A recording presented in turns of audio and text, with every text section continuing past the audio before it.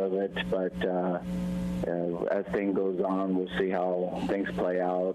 McHale went on to say, regardless of which man wins, political party really has no weight in terms of the sheriff's position. Whether Republican or Democratic, but I believe it needs to be somebody that is going to lead the sheriff's office into the future, being positive and making a good role model for not just the sheriff's office, but also for the citizens of Webster County. Trevor McHale's career in law enforcement dates back around 17 years.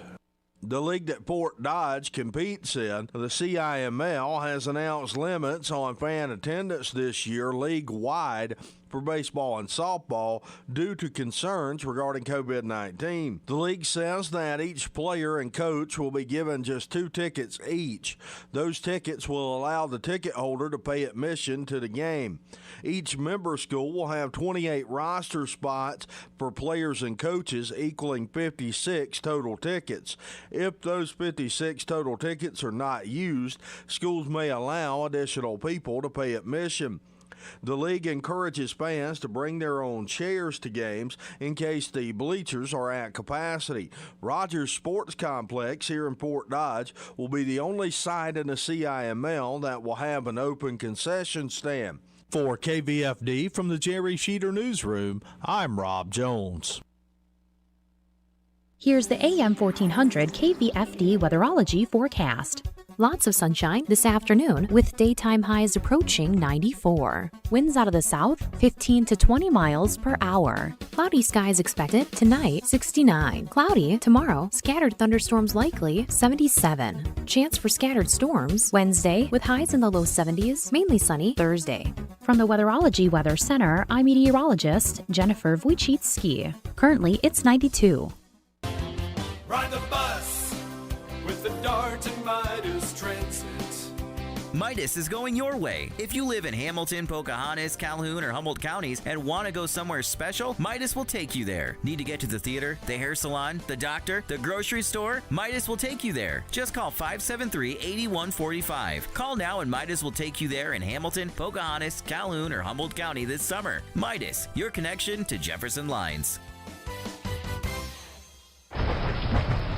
When severe weather threatens, keep it here for the Severe Weather Advisor, brought to you by Riley Armstrong Plumbing and Heating. Plumbing emergencies don't usually happen during normal business hours, so Riley Armstrong is here for you 24/7. Call 955-2232. And the Fort Museum in Frontier Village, where history comes alive. Travel back in time and celebrate the heritage of Fort Dodge at the Fort Museum. Book your next special event at the Opera House, too. When severe weather threatens, stay with your friends on the Voice of Fort Dodge, AM 1400 KVFD.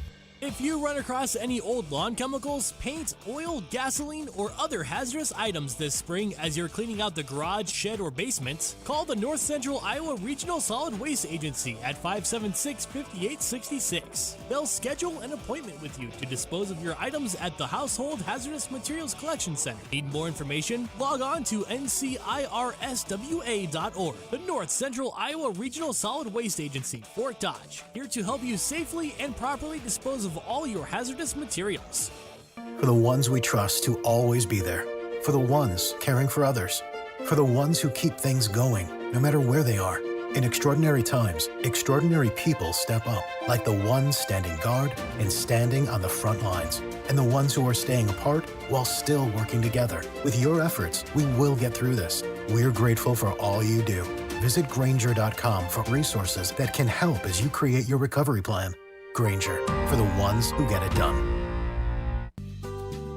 White or wheat, classic or old-fashioned, with or without sesame seeds. With so many choices, selecting the right bun for your super-duper top-secret recipe handcrafted home-grilled burger can seem overwhelming. But relax, the bakers at Village Hearth have made it easy. As long as you see the familiar Village Hearth logo on your package, your grilling cookout's bound to be a huge success. Unless that is your unwanted relatives show up, then there's no bun on earth that can save it. Village Hearth Buns, baking our best for you. Michael Devine, the Doctor of Truth. Does anyone have anything they'd like to confess? That AM 1400 KVFD. That's right. I think you can just call me Truth. I mean, we've been around together for a while now. So, yeah, just Truth will do it. Joining me today is the Reverend of Truth, and that is Austin Hill of the First Presbyterian Church. How are you, sir? I'm doing all right. How about you, Michael? I'm doing okay. Pastor Hill and I, and we'll do the same thing with Joe Coleman a little bit later on, only from the Catholic perspective. We try to make sense out of the world and behave as Christians in a world that is, not Christian and is getting less Christian perhaps every single day. At least if I believe all my senses from being bombarded of horrific images of police officers without any expression or emotion on his face, straddle a man's neck with his knee, and slowly kill him. Now, the response to that evil has been, in some cases, more evil. I know there's been a real attempt to say, well, this is legitimate protest, and by the way, I would agree with that. I'm particularly moved by our police officers here in Fort Dodge who knelt with protesters a week ago Sunday, and then everybody recited the Lord's Prayer. That was very moving, and I was very proud of my town. And there have been other instances where police officers have marched, and police captains and chiefs have marched with protesters, which I think is extraordinary and correct. And I'm so happy that that's being done. I know it's being done out of a heartfelt emotion, not any sort of phony protest. By phony protest, I'd have to say those who come to protest marches with their pants stuffed full of spray paint cans so they can ruin somebody's car that had nothing to do with this at all. So you can burn down an Arby's or a Nordstrom's. That's fake protest. It's not as evil as slowly suffocating a man, but it's in there somewhere. There's some degree of just ugliness there. So I've been looking at this all week, actually more than that, as you have, Pastor. And I'm great at asking questions here, but I don't know what the hell to do. So we come to you, Joe DiMaggio. All right. Yeah. Well, indeed, it is. Our nation turns its lonely eyes to you. I actually I forgot the whole thing there for a minute. Sorry, go ahead. Well, yeah, it is. It's just been horrible, and there's no other word to describe it. The violence committed against Dorich is horrible. The ongoing violence that we see in the streets has been horrible. And even just at a more personal level, something that I think we all have been seeing, even if the consequences aren't as significant, but just the discourse we have with one another has been horrible. And yes, there have been bright spots, certainly, but it's been so hard. It's given me, actually, to be honest, a deeper appreciation for how our nation went to war against itself during the Civil War. Yes. And you can see how ideals can separate families, communities, and certainly a nation. And I feel like in some way, that's kind of where we're going right now. I've asked you in the past couple of weeks a profoundly Catholic question in that, is this a sign from God of some sort? The COVID thing, all of this. Mm-hmm. Who would know that? Yeah, Who would know that for sure, But I do think God is somehow at work at this. I believe that as well, but boy, the message is confused for me. Well, yeah, and I think for me, I still go back to the fact that we've got to find ways to listen to one another. We've got to find ways to get people together in dialogue, people who don't agree with one another, who are willing to sit with each other and listen and learn. And that goes both ways. It's not just a one-sided thing. I look at even emails that actually within my own family and struggles that family members have in the workplace with all of these issues. I look at Facebook groups that I'm a part of and the ongoing misunderstanding that has been happening on both sides there. And certainly what happens even just when we have protests, which I think are wonderful and we need to have those. But even in the midst of these protests, then you get some who make violence, they turn into riots, or you get some law enforcement officers who don't respond, correctly, and maybe they over-respond. So there's just so much fear, mistrust, and collective anxiety right now. And I think unless we really are going to get to a point where we're going to fight one another and overpower the opposite side, the only solution is to have dialogue with people that we vehemently disagree with. Even if we cannot understand where they're coming from and in what world they would ever believe what they believe, we have to have those kinds of conversations. Otherwise, I see this just escalating further and further. Yeah. The city of Minneapolis, and this is astounding, has decided to disband their police department. Yeah. So I can only assume that if somebody calls the police department, or what used to be the police department, or God knows what they're going to replace the police department with, the call will go something like this: help, help, somebody's breaking into my house, and the operator will respond, stay calm, we're sending you our thoughts and prayers. Now, it's been my experience that if you want to pray about something, say, I can't pay my light bill, I think I'll pray about it. I wouldn't sit in the corner and wait for the lights to come on, I'll tell you that. Sometimes action is required. Yeah. And yeah, we're not. Go ahead. We're not gonna. The city of Minneapolis is overreacting in a wild and crazy way, and if they do follow through with their plans to disband the police department, yeah, they will reap the whirlwind. I don't know where I got that expression, but I think it was in the Bible. Well, I mean, I think the temptation for all of us is to overreact and respond in fear, and that's on either side. I think the temptation for white people, I think the temptation for me and those I know, is to assume that I've done nothing to contribute to this. I need to be defensive. I need to defend everything I know and understand. And I think that's a response in fear. But then similarly, on the other side, it's the temptation is to say we've got to completely burn down the system. America was founded on racism, therefore everything that it does needs to be revised. And I think that's also a response in fear. I think that the answer is somewhere in the middle, obviously. And I think for many people, we would affirm that. But the conversations we see on the media, that we see the talking points on social media, all of that is what's most extreme. And I also saw today, I didn't see the substance of it, but I saw that Democrats are proposing some kind of police reform bill in the House. Right. I don't know how comprehensive that is. Well, why we still have that chokehold, I have no idea. Why we are still restraining people by cutting off their air, and this officer, I can't believe he's a 19-year veteran. I mean, how did this guy slip through the cracks? I mean, to restrict someone's breathing for 8 minutes and 46 seconds is criminal. It's warped. Well, and I think the question of defunding the police, that gets a little bit into a question that you and I have talked about before, which is a larger question of pacifism versus just war.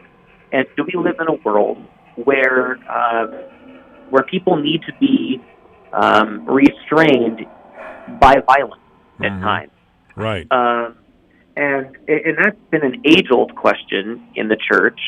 And I think we're just seeing that play itself out. Because essentially, if you believe that we don't need any sort of police force, that's kind of saying that there is never an instance where the most just thing to do is to use physical violence to prevent someone else from harming more innocent people.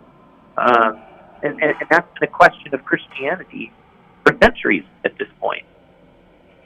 I don't see that we're going to necessarily answer that, but I do think you look at Jesus and his ministry, he did have a ministry of nonviolence. However, Jesus didn't go around saying that the Roman centurions needed to quit their profession and no longer serve the military. There's that famous interaction that Jesus had with the Roman centurion where he commends the centurion's faith. And the argument goes, at least, that if Jesus had an issue with institutional militarism, I guess you could say, then he would have spoken. He would have taken that moment to speak out against this man's profession, as Jesus did in other instances, like when you overturned the tables for the money changers in the temple. And so I do find that argument to be compelling, that while Jesus may be in an individual sense, certainly was a proponent of nonviolence, I don't think his ministry was necessarily saying that government should not have any sort of law enforcement. I guess I just don't see that in his ministry. I would I don't see that anywhere either. And frankly, this experiment that they've got going on in Minneapolis is just crazier than hell. It's again a wild overreaction. It is a wild overreaction. But I thought there was a call for dialogue and a lot of discussion and understanding at first. Now white people, I hate to racialize this, but it's already a racial issue. But to speak directly, the idea that white people should just go sit and listen and not say anything is absurd. We have a stake in the future of our country as much as anyone. I'm shocked that I have to say that. But that is I don't know if it's I don't know if stifling speech and thought like that is opposed directly to Christianity. But our country and its founders certainly encouraged freedom of expression and free ideas and freedom. They believe it will lead to freedom. So we have a group of people now who are saying, in the name of freedom and equality, you must not speak, white people. That's not going to fly. Yeah. That's astounding. Well, and I think some of what this demonstrates is a divide in opinion between a sense of corporate responsibility as opposed to individual responsibility. And I think hardwired in the DNA of Americans is the independence of the individual to stand according to their own conscience, to be accountable as an individual. There's an individual work ethic, a sense of individual accountability. I mean, we have our own Independence Day that we celebrate. I think that's innate in our cultural DNA. And I think what's at odds is other cultural understanding of more of a responsibility to the community and a communal responsibility. Now, we do see in Scripture, especially in the Old Testament, but the New Testament as well, this sense of corporate responsibility. In the Old Testament, you would see it in things like the sins of one person impacting the entire community. And then the entire community having to go in repentance, even though one person had sinned. And I see that now where it's kind of like, the sentiment, well, white people, even if you yourself don't think of yourself as a racist, you are a part of a larger racist system for which you need to be accountable and repentant. And then other people saying, in response to that, well, I haven't done anything racist, so what do I need to repent? And there, I think, is this fundamental divide in the way that we kind of interpret the world around us. And I think I think we should look for some way to maybe incorporate both of those ideas. I think there really is something to be said about corporate confession and a sense of corporate responsibility. Okay, I want to stop you there because I'm not the Bible student that you have been over these many years. But I have found nothing in my own reading of the Bible that encourages collective responsibility. It is more, in the American tradition, individual responsibility. We answer to God for our behavior. Me. I don't answer in the collective. I don't answer on behalf of old white guys. I don't answer on behalf of white guys. I don't speak for white people in general. Mm-hmm. I can only speak and think and do on my own. This is my life, and I will be responsible for it. Now, I will not be called a racist or any of those other names that are being thrown around so easily now. Mm-hmm. I was once accused of being a rape sympathizer, by the way. Oh, man. Yeah, you believe that? How anybody would be sympathetic to rape? But that was a serious accusation. There were emails sent to my employers. Called me a rape sympathizer. Well, I think some of this is a Catholic-Protestant divide as well. If you look at Catholic theology, or anyone really who believes in infant baptism, people who disagree with infant baptism will say the individual needs to profess their faith in Jesus themselves, then they can be baptized. Yes. But proponents of infant baptism say it's the faith of the parents, it's the faith of the community that is being professed, and that child is essentially being brought into the community of faith on behalf of these other people. Absolutely. So that, I think, kind of highlights a little bit of that difference there, of the individual as opposed to kind of more of the collective. And I think it's both. We are responsible to one another, but we also have to be responsible as individuals. We can't just say, oh, well, I'm not responsible because I'm part of, the right community. I mean, that's an application of our own personal responsibility, I think. Now, which one of those is the Catholic thing and which one of those is the Protestant thing? I'm not that much of a religious scholar to know. Do Catholics believe in instant baptism? Is that what you're saying?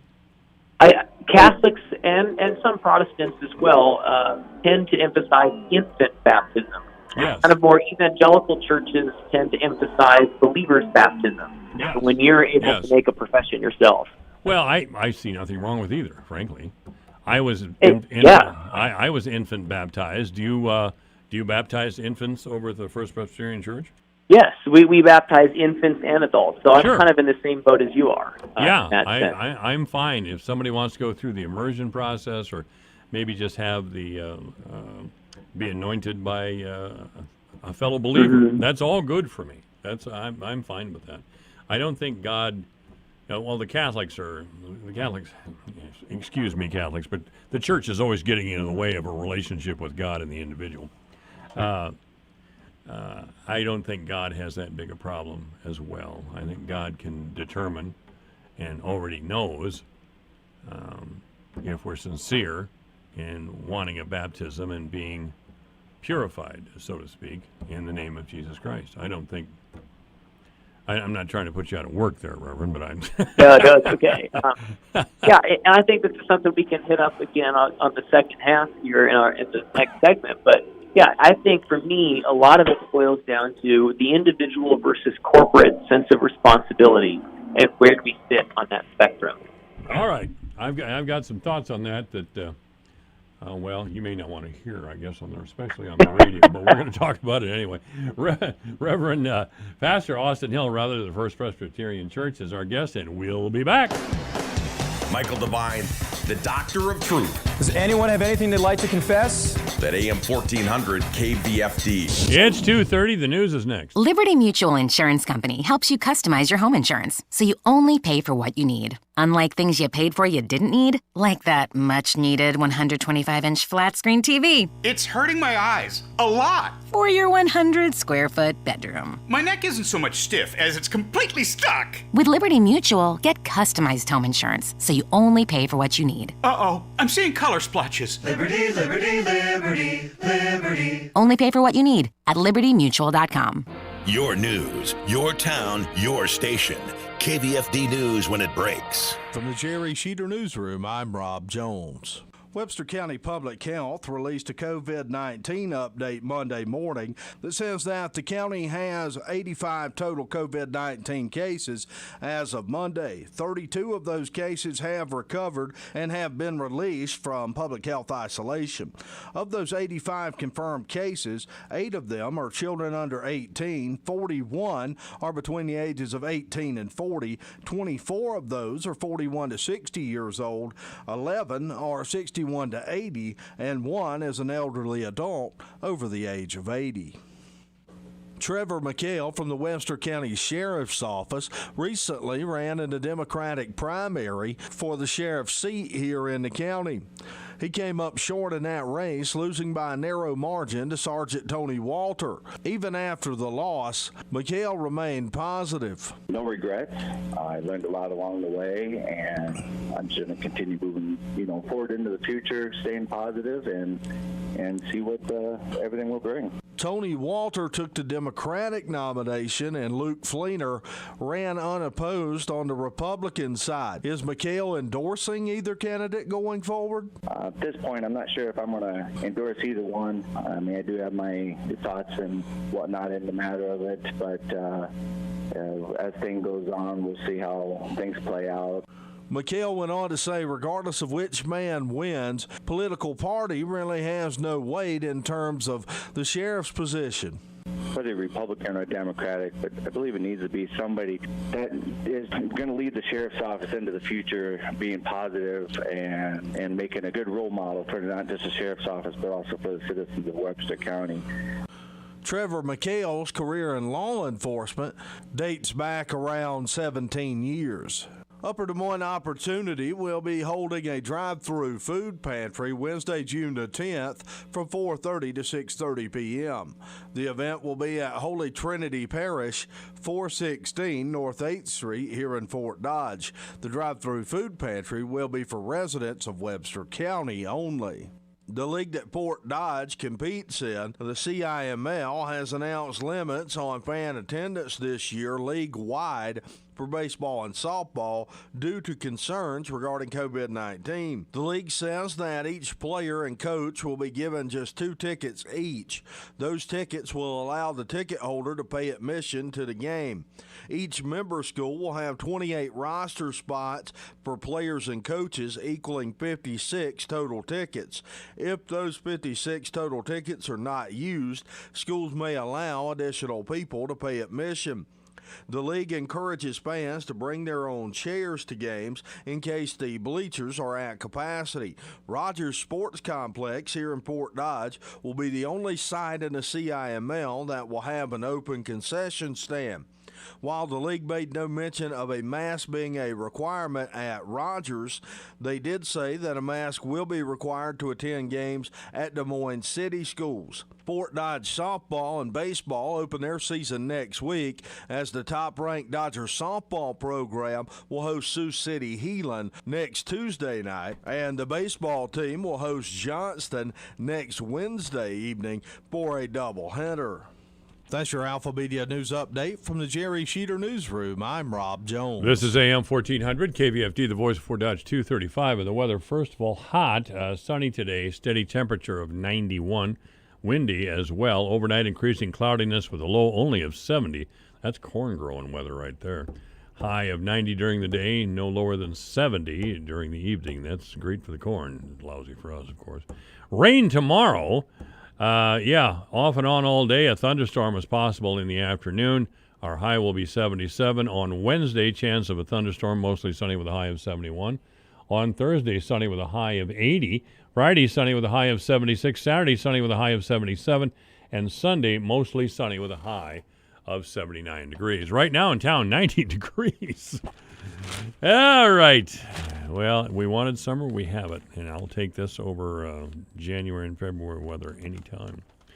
Obituaries this hour brought to you by Gunderson Funeral Home and Cremation Services at 1615 North 15th Street, Fort Dodge. You may contact Gunderson Funeral Home and Cremation Services by calling 515-576-7128 or online at www.gundersonfuneralhome.com. Mr. Lewis Block, who was a former retired Fort Dodge police officer, Mr. Lewis Block, Bach passed away last Friday at his home. Gunderson Funeral Home will be handling the arrangement. I believe I met Mr. Bach several years ago, and he was telling me to clear the street. I just had poor manners when I was in my 20s. Irma Larson has passed away. Services for Irma Larson were this morning at 10 o'clock at North Lawn Cemetery. Obituaries this hour brought to you by Gunderson Funeral Home and Cremation Services at 1615 North 15th Street, Fort Dodge. You may contact Gunderson Funeral Home by calling 515-576-7128 or online at www.gundersonfuneralhome.com. It's 2:37 at AM 1400 KVFD, the voice of Fort Dodge, 90 degrees.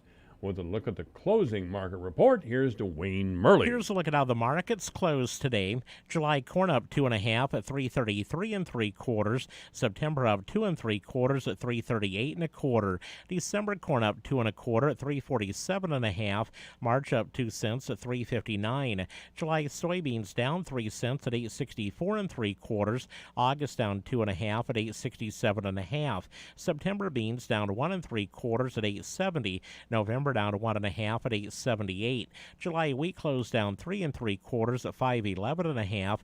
Soybean meal down 70 cents a ton at 288.40.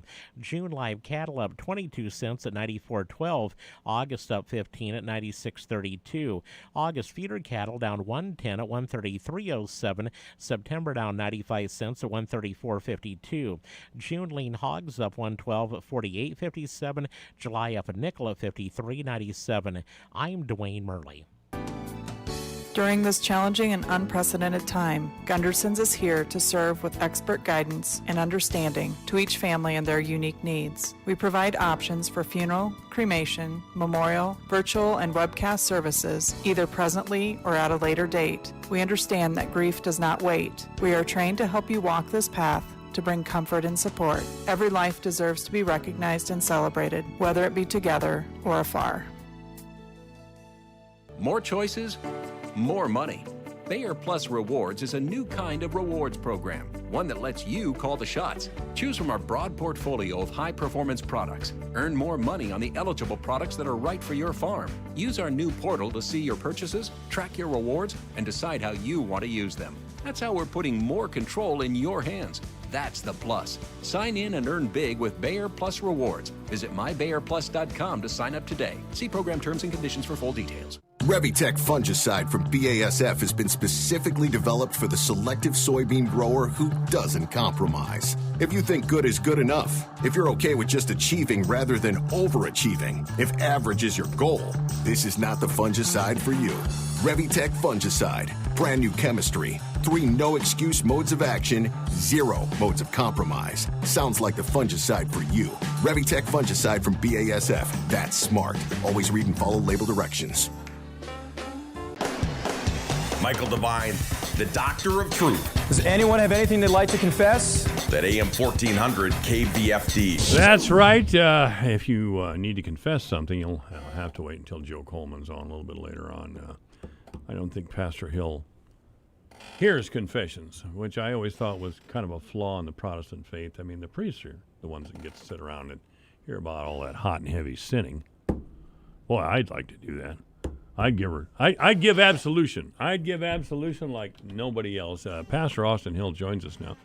I don't know if you heard me or not, Pastor Hill, but I always thought you Protestant ministers got robbed when it came to confession. You know, the priests get to hear all those hot rockin' stories, you know.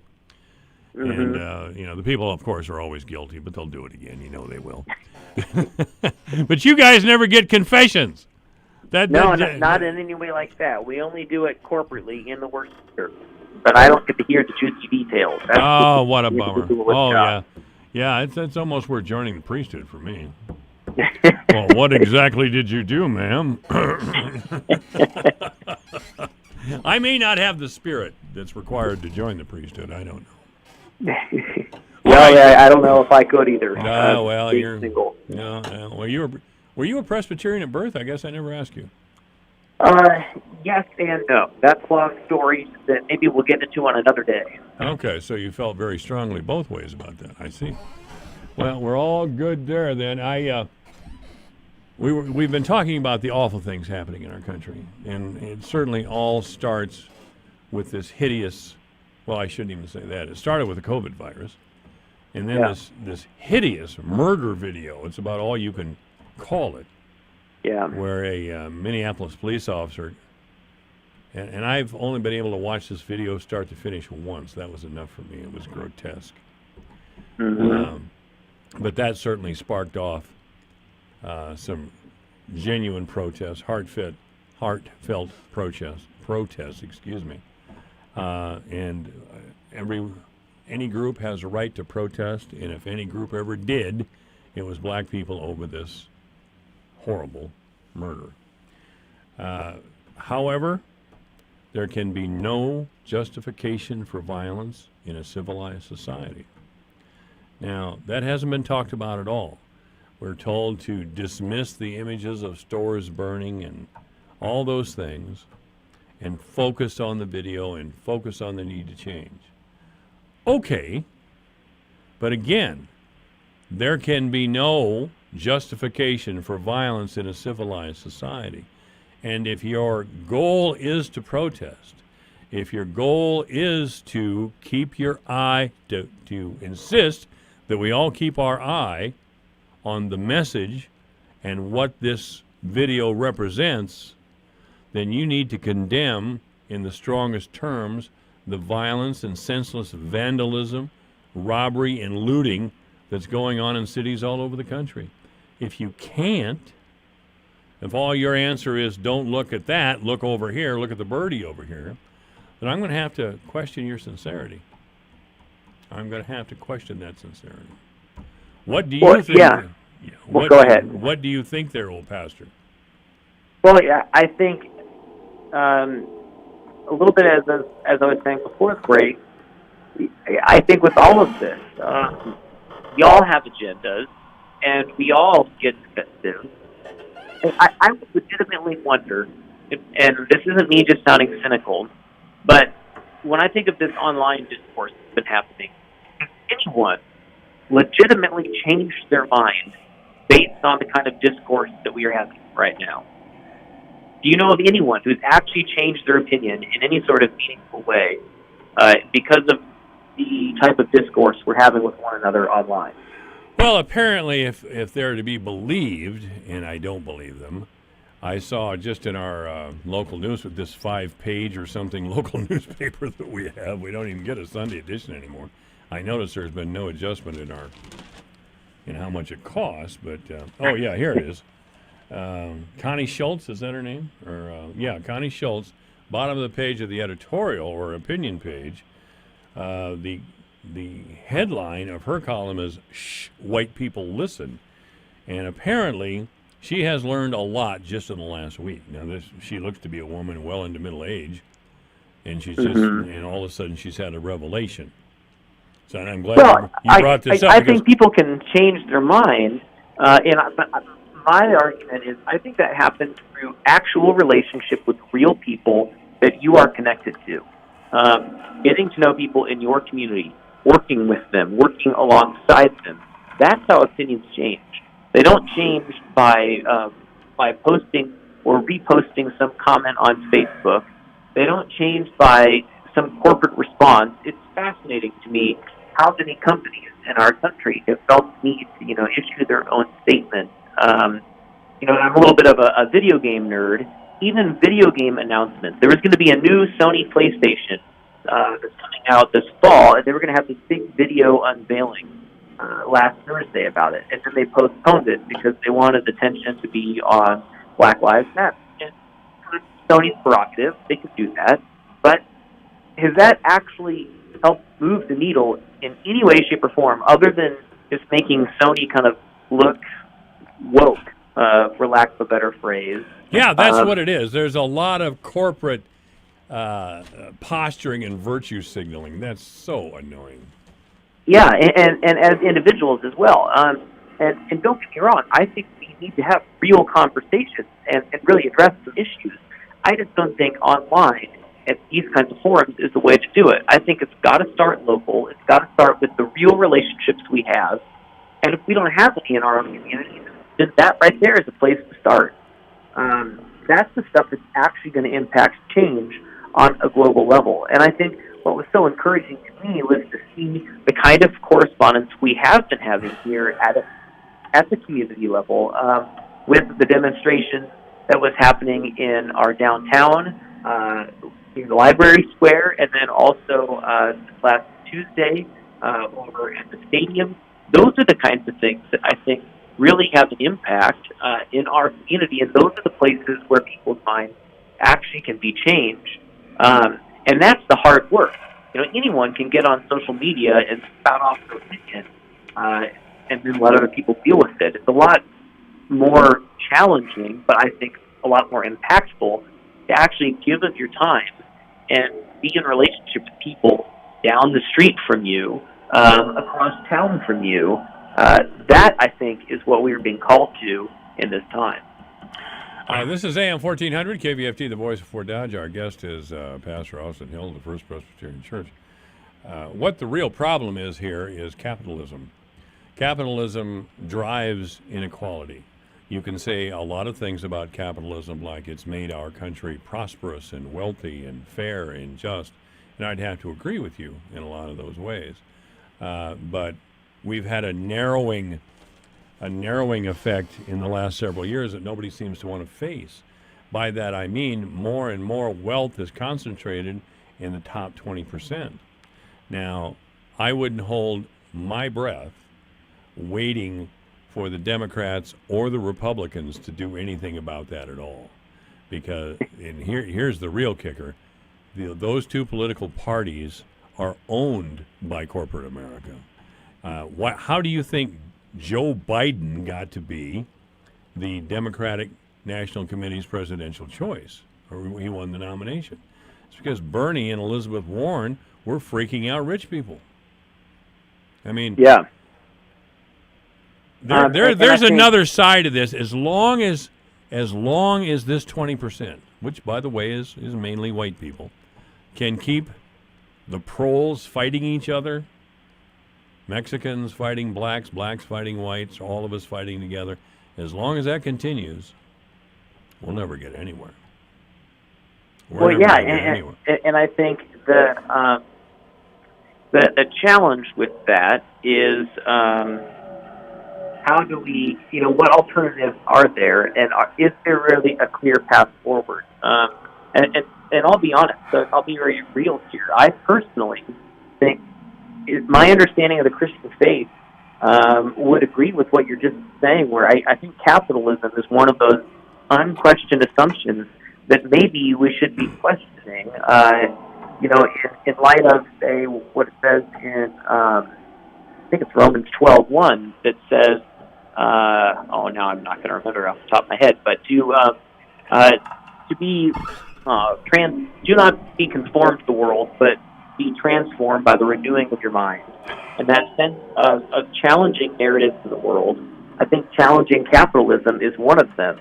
I wouldn't wait for that to happen. I would not wait for that to happen. And I almost, I had to think about it before I brought it up with you, because I know several members of your church over there, and boy, are they capitalists. They think capitalism's in the Bible and in the Constitution. Now, again, I'm not a Bible scholar, but I have been through the book a couple of times. I've read our Constitution more than once. Mm-hmm. I've read the whole thing, the amendments, everything. I didn't see capitalism mentioned or even implied. I haven't seen it. As a matter of fact, Iowa, for a long time, I always drive the farmers crazy when I say this, Iowa for a long time was a socialist state. For 70 years, we were a socialist state. If not for federal farm programs, we wouldn't have private farming, privately owned farmland in the state of Iowa. We wouldn't. Well, and this goes back to the whole individual versus collective kind of perspective. Capitalism is very individualistic perspective. Yes. And basically, what we have to be willing to do as individuals is to say, I am willing to go with less income myself in order to allow for others who have less than me to have more. Boy, you are young, aren't you? Holy, I've never seen a capitalist yet that was going to say that. Well, I know, that's what I'm saying. And that's the only way, to move forward. And so unless the government is in a place where we can mandate that, almost I hate to say it, the redistribution of wealth, unless we're going to do that in a more substantial way, then the individualistic kind of way of thinking will just continue moving forward. Unless, then I think the church really steps up the game in helping kind of change hearts and change perspectives on that. And I think that's a little bit, that's what I see we need to be doing, that we need to be doing more of, is encouraging people to be more generous. And the church does not do a good job of that. I think the national average of Christians in the United States is that we give something like 2 to 3% of our income away. So we don't even do the whole tithe. Then let alone something like, dramatically increasing taxes or something like that. And I guess what was hard about Bernie or Elizabeth Warren was there wasn't really a clear-cut plan on how these things would actually work. I think part of Elizabeth Warren's downfall was she tried to put real numbers behind these ideals, and then when people saw the real numbers, the trillions of dollars it would take for things like universal health care and stuff like that, people just said, well, that's pie-in-the-sky fantasy land. Where's that money going to come from? And then, her campaign basically stalled out at that point. But if we're Christians, we have to at least be willing to entertain the idea that God's will should be over and above our understanding of politics or our political ideals, and that's a very challenging place to be.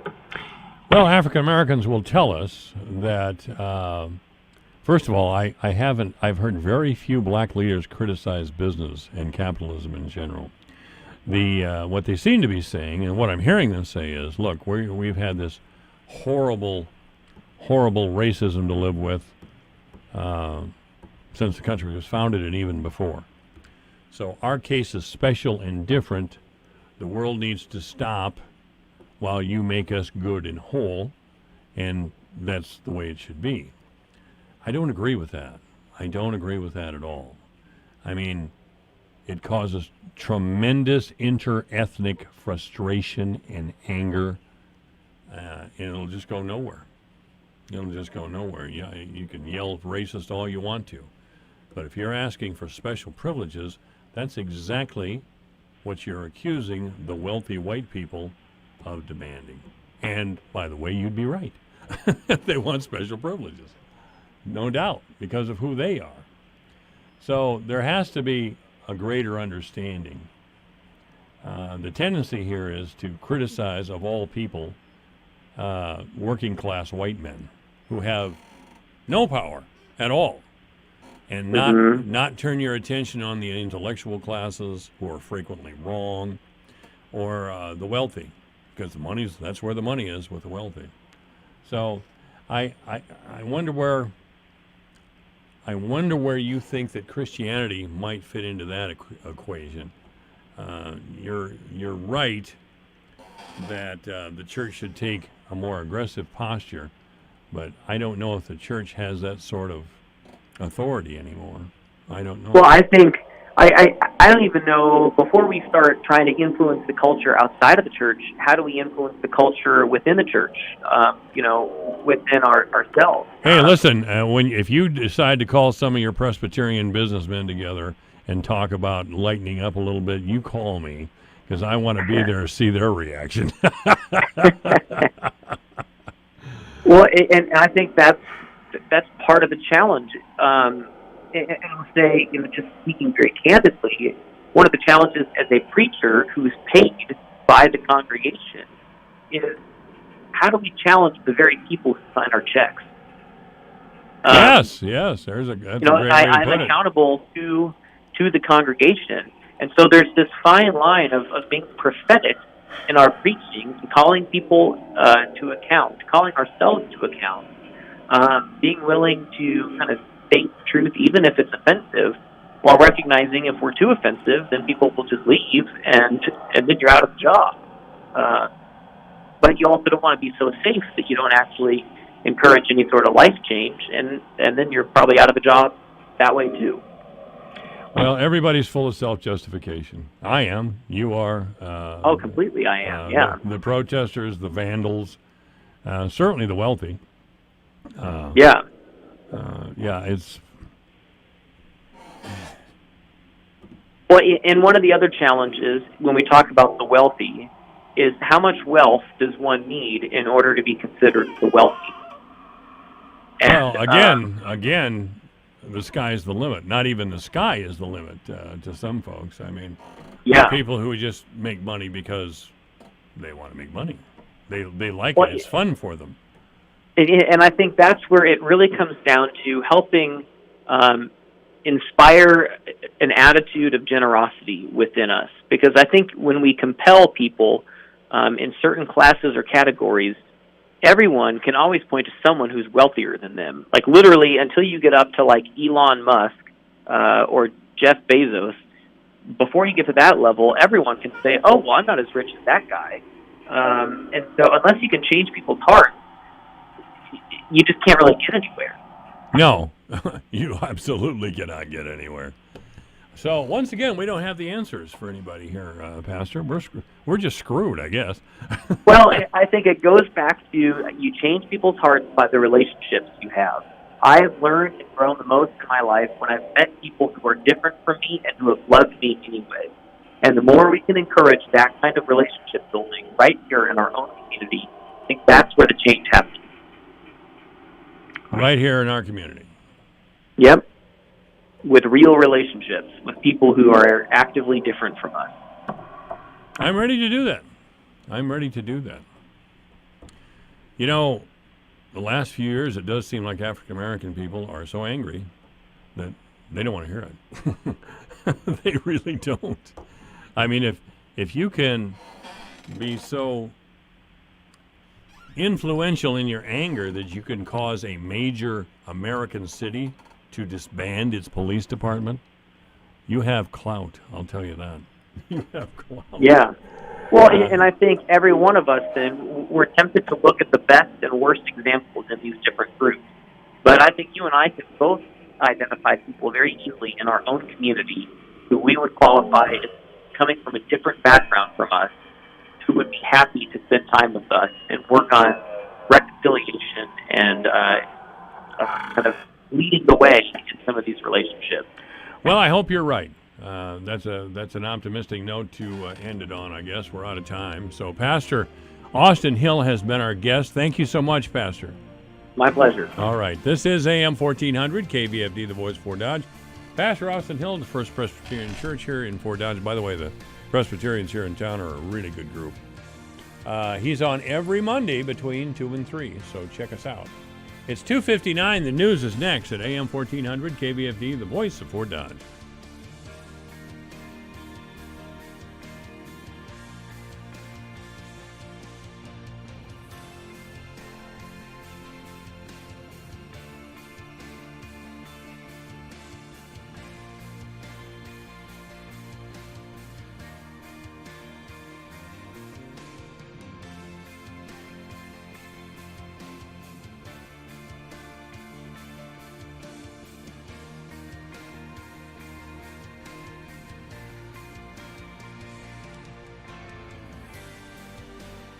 It's everything digital on the Kim Komando Show every Saturday from 11 to 2 on the voice of Fort Dodge, AM 1400, KVFD, Fort Dodge.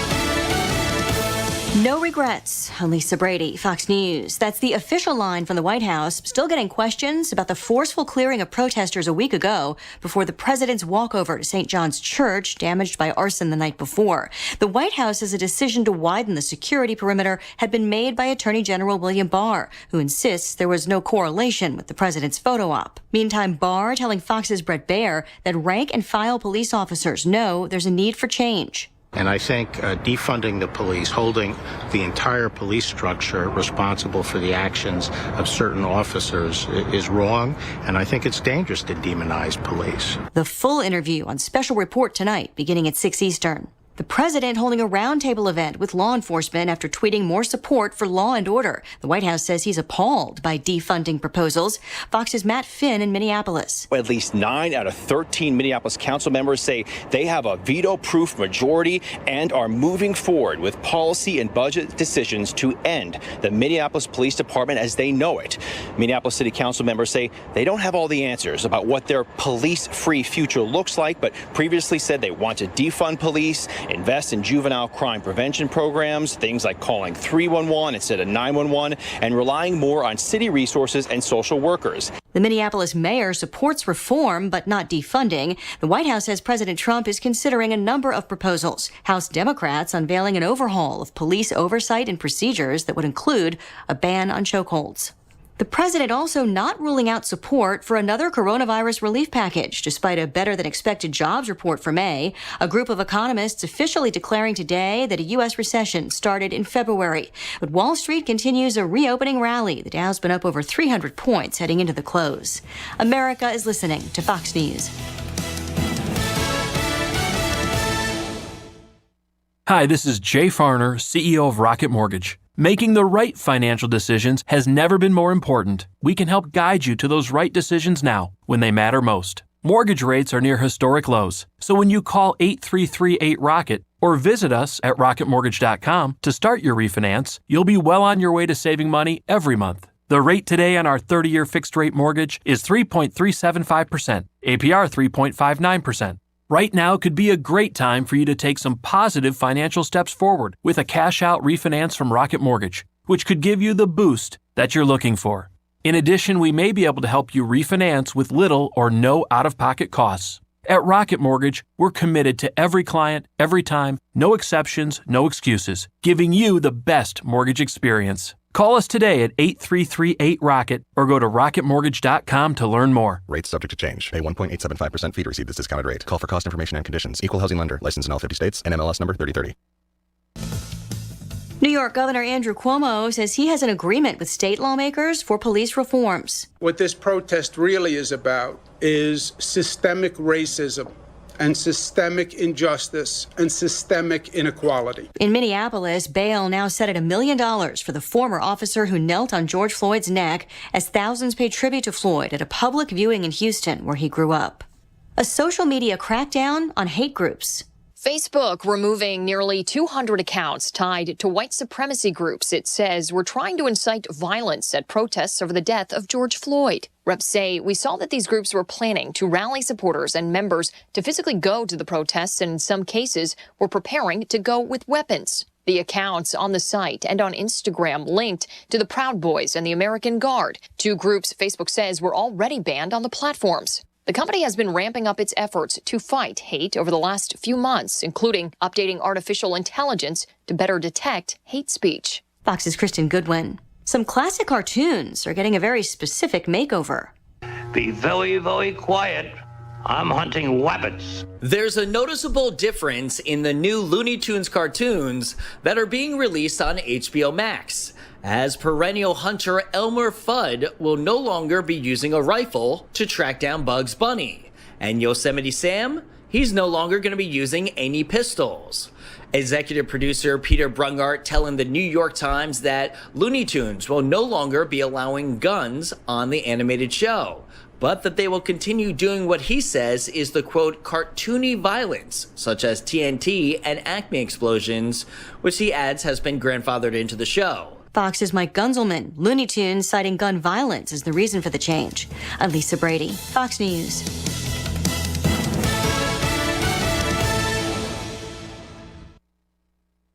From the Jerry Sheeter Newsroom, I'm Rob Jones.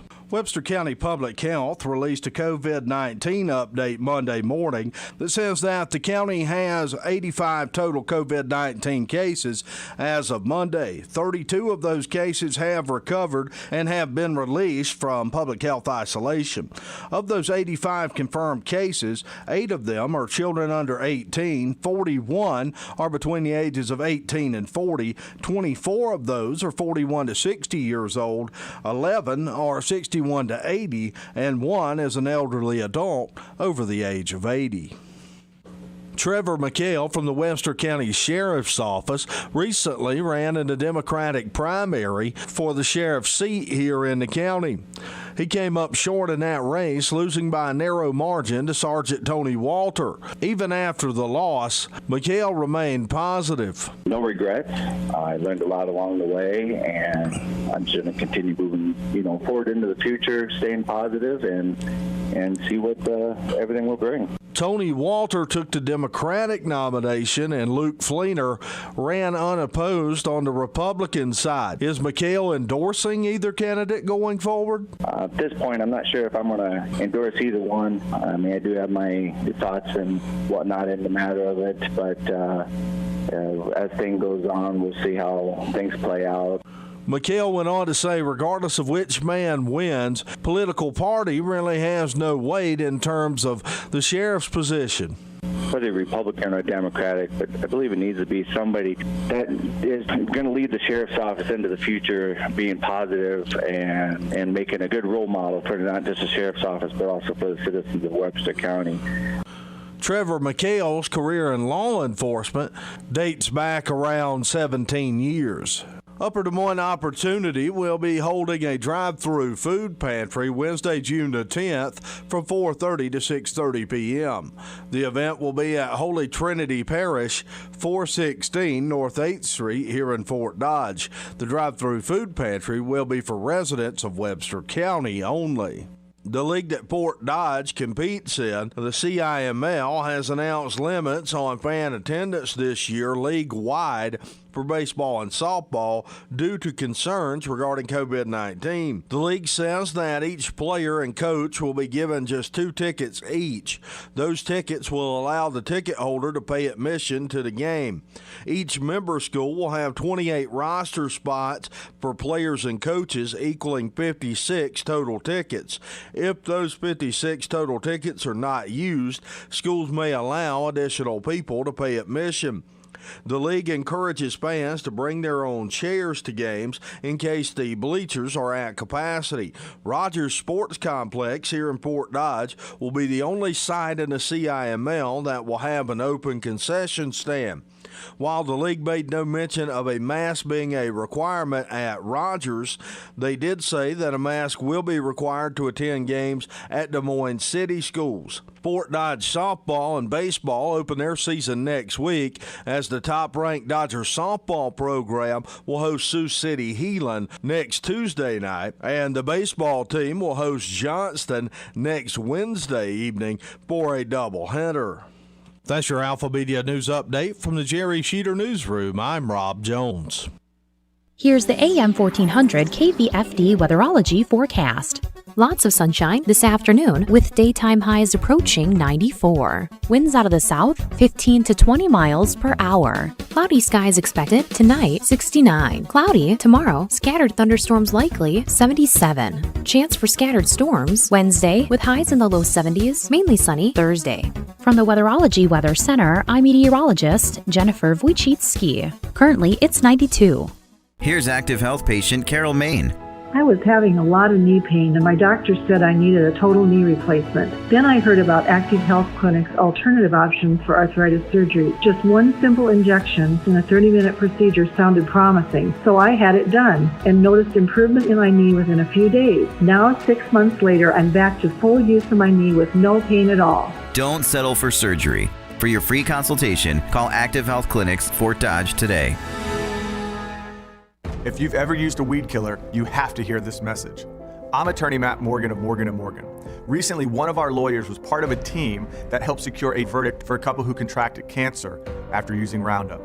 If you're a farmer, casual gardener, or anyone else who has used weed killers, you may not know that studies suggest that glyphosate, the main ingredient in Roundup, may increase the risk of non-Hodgkin's lymphoma. Monsanto allegedly was aware of the risk posed by Roundup, but failed to disclose them to the public. If you or a loved one were diagnosed with non-Hodgkin's lymphoma and you have used Roundup, you could be owed money for damages. Contact us today for a free case review. You pay nothing unless we recover money for you. Morgan & Morgan, for the people. Call 844-949-0599. 844-949-0599. Attorney advertising. Prior results do not guarantee a similar outcome. Over 50 offices nationwide. Main office, Orlando, Florida. Michael Devine, the mayor of Manville. It's a fancy title for a part-time job. Michael Devine at AM 1400 KVFD.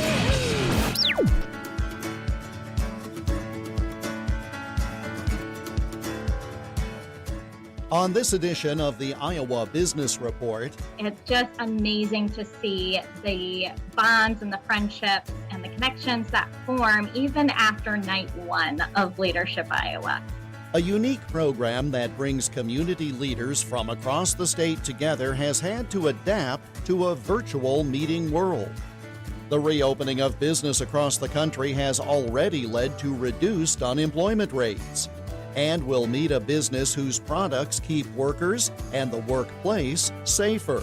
This is the Iowa Business Report for the first weekend of June 2020. The Iowa Business Report is presented with support from the Iowa Association of Business and Industry. The Iowa Association of Business and Industry has been the voice of Iowa business since 1903. Learn more online at iowaabi.org. Here is Jeff Stein.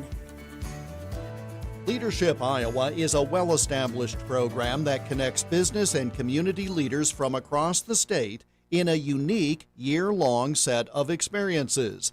But with stay-at-home policies being in effect for the past 3 months, this year's Leadership Iowa class has experienced a very different curriculum.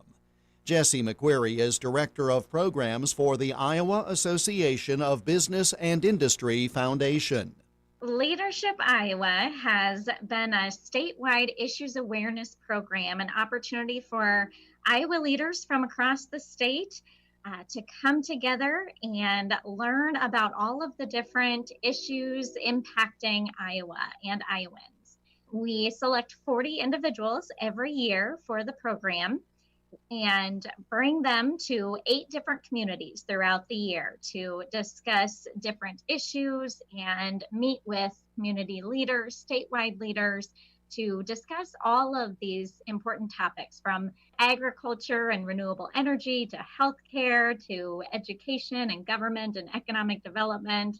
So they really get to take a deep dive into what's going on in our state and what's important. And they get to make some really valuable connections, some great friendships. And this program, as you said, has a legacy in Iowa. We've been around for over 37 years. This is our 38th year, coming up on 39 very quickly. And we're just excited, and we're excited to keep going and have a new group with us soon. It really has created, over the course of 4 decades, a very unique networking opportunity for individuals to truly unify different aspects of the state. Absolutely. We have more than 1,200 Leadership Iowa alums, and they are spread across the state and beyond. So we are just really fortunate to have this really strong and powerful network. In times like these, that is key and important, and they've really come together as well. So we're very fortunate to have some excellent leaders and who have gone on to take what they've learned in Leadership Iowa back to their communities, made some really cool connections or collaborative efforts, even with their other class members or other Leadership Iowa alums. So we're again fortunate to have the support of a lot of great people across the state. We have said that leaders have to adapt to changing situations, and this is the firsthand example of that. Obviously, you've not been able to visit all 8 communities or have a graduation ceremony. How has the program evolved and adapted in the age of COVID-19? Well, like everyone else is doing today, we've made the pivot to maintain and continue our work in what's really become this completely virtual space and virtual environment. With Leadership Iowa, we quickly turned the corner here in April to have our first virtual Leadership Iowa session, and it happened to be on the topic of economic development, which was really at the epicenter of a lot of things happening at that time. So again, we had some really great alums, we had some great session planners, We are doing so again next week. We've got our final session on healthcare, which is, again, another very timely topic and a big industry to be talking about right now. And we're learning and adapting along with everyone else, as leaders should do. The next year's class has not been selected because you can still apply for it. Talk, if you will, Jesse, about the application process, what it is that you look for as you assemble the class, because it's not first come, first serve. You're trying to blend a very unique, disparate group of people into what becomes a collective whole. So talk about the process, if you would, along with the deadlines. Yes, we are currently in our application period for Leadership Iowa 2021, which started on May 15th and will run through June 15th. So applications are due Monday, June 15th by midnight. So we'll get a lot of emails and questions and excitement coming through, which is always good to see, especially given the time and what we're all working through right now. We're excited to see that we still have plenty of applications coming in.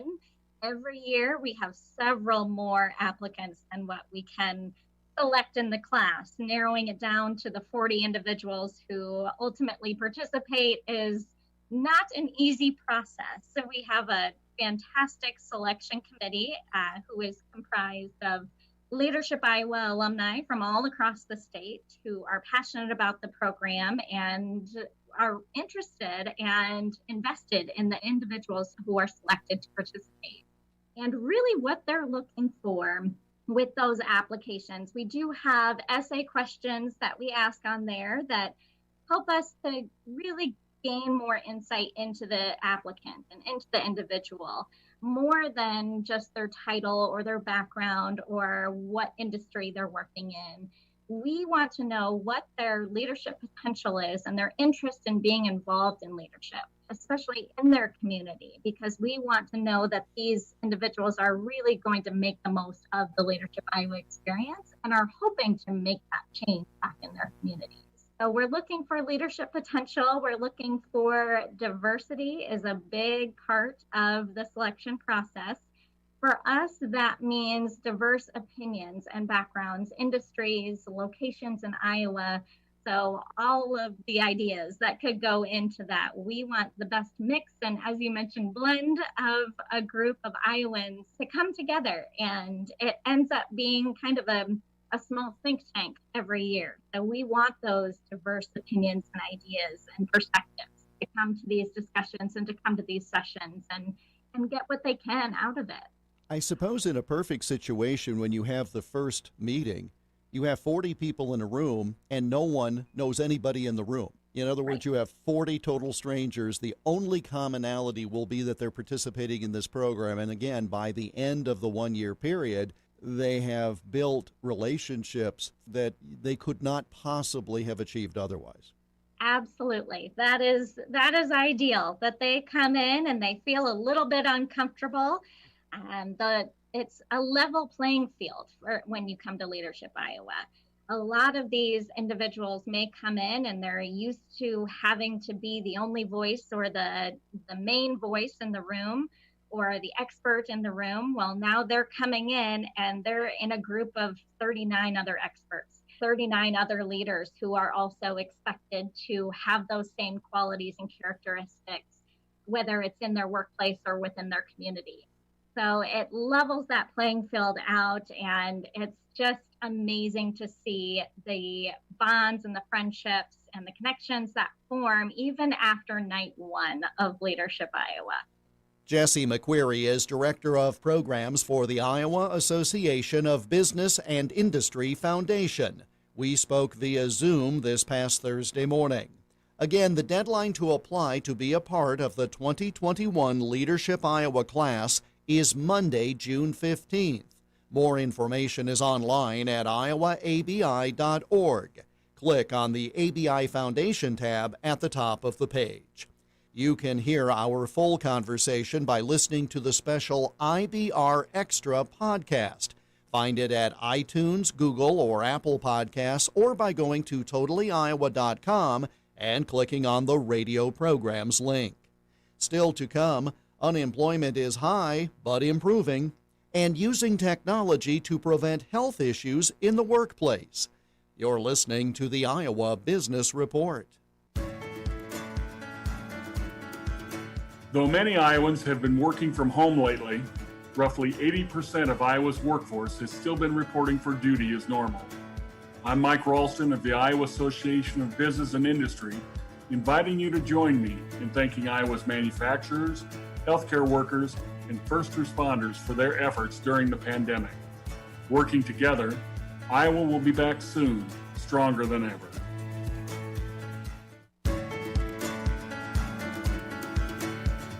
The Iowa Business Report is a copyrighted production of Totally Iowa Media, which is solely responsible for its content. For more, click on the radio programs button at totallyiowa.com. The global economy shut down abruptly in March with the advance of the COVID-19 pandemic. That led to crushing unemployment levels. But there are already signs that the reopening of Iowa and the rest of the nation is paying dividends in terms of unemployment numbers. For example, the number of people filing initial unemployment claims in Iowa continued to fall, according to data reported this past Thursday. Iowa Workforce Development says 6,920 people filed initial claims that week, a drop of nearly 50% from the previous week. While there were 165,195 continuing weekly unemployment claims last week, that's down by 13,000 from the previous week. The largest number of claims came from people employed in manufacturing. Then Friday, in news that stunned analysts, the U.S. unemployment rate fell to 13.3% in May, as 2.5 million jobs were added. Forecasters had feared that the unemployment rate might be as high as 19 or 20%. Instead, a drop from 14.7% in April to 13.3% in May. And those numbers were before many areas of the country began to reopen. The May job gain suggests that businesses have quickly been recalling workers as soon as their states allowed. There's other evidence to suggest the job market meltdown triggered by the coronavirus has bottomed out across the country. Coming up, meet a company that in just a few years has become the market leader in workforce wearables. You're listening to the Iowa Business Report. The Iowa Business Report is presented with support from the Iowa Association of Business and Industry, helping develop the next generation of business leaders through Leadership Iowa and Leadership Iowa University. To learn more, go to iowaabi.org. In this week's Business Profile, we meet Gabriel Glynn, CEO and co-founder of MakeYouSafe, a West Des Moines-based company which was formed to show that workplaces can be made safer by proactively gathering data about a worker's environment on the job.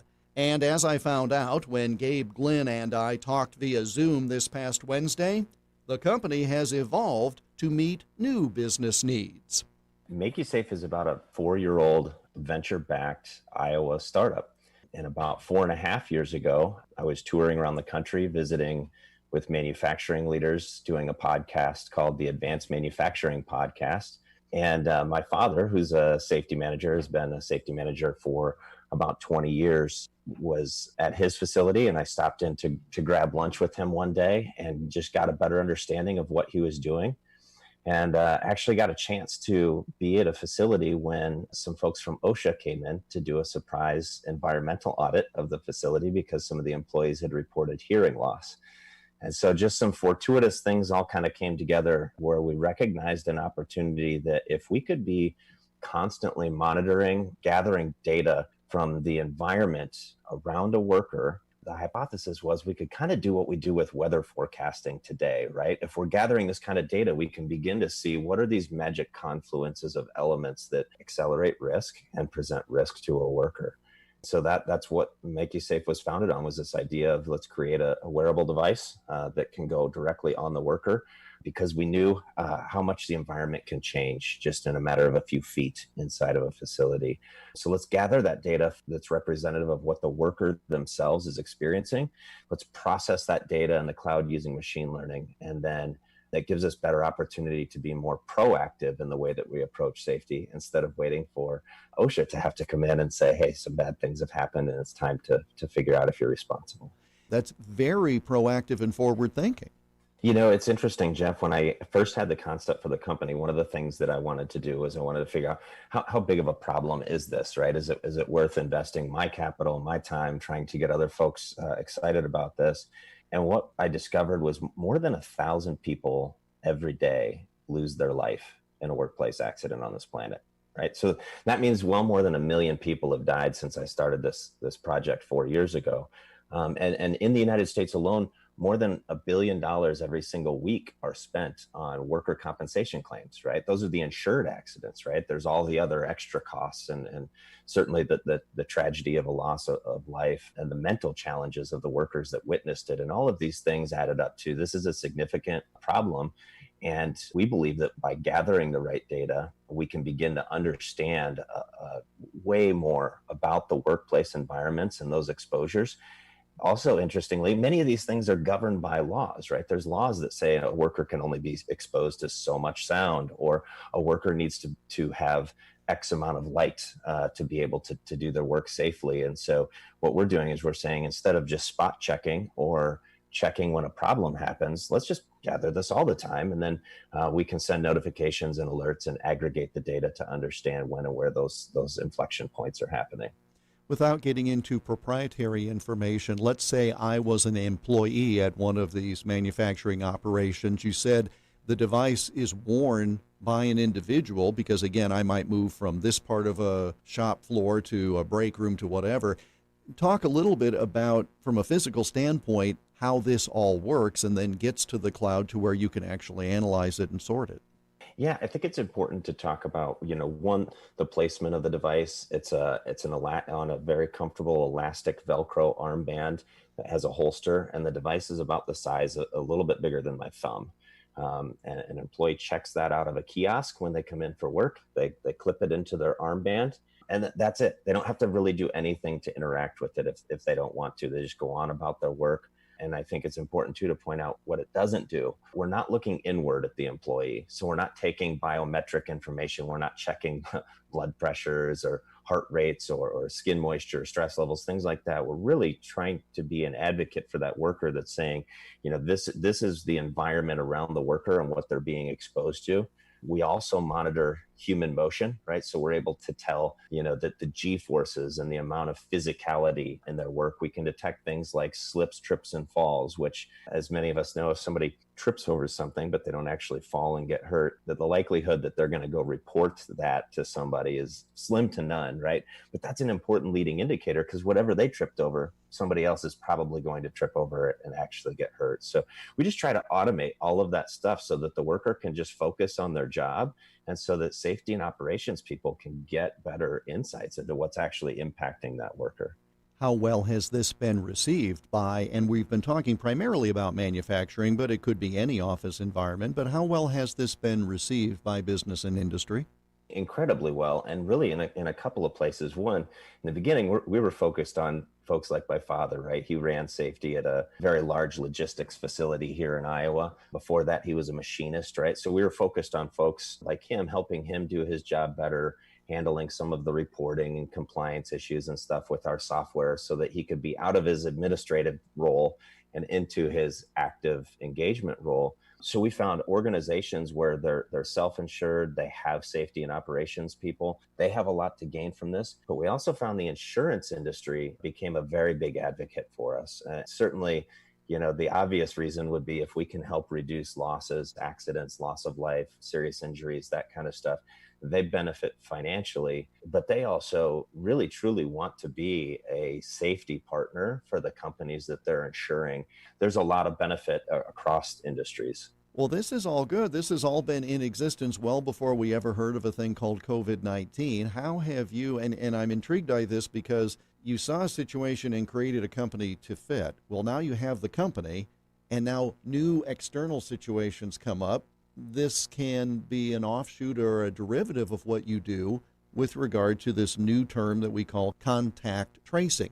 Tell me a bit about that. Yeah, I've been very fortunate. I have a very talented co-founder and business partner, Mark Frederick, and his vision for the technology platform from the beginning was to create a very versatile set of technologies that can work in harmony with each other. And so we have the wearable device, right? That's our little data factory. That's what produces all this data.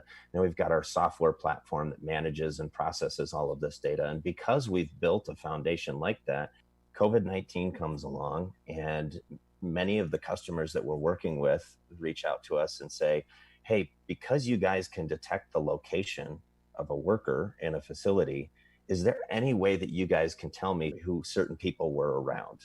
And the magic of this was that was already all there in our data. We just weren't applying it. Contact tracing wasn't in our vernacular, 90 days ago.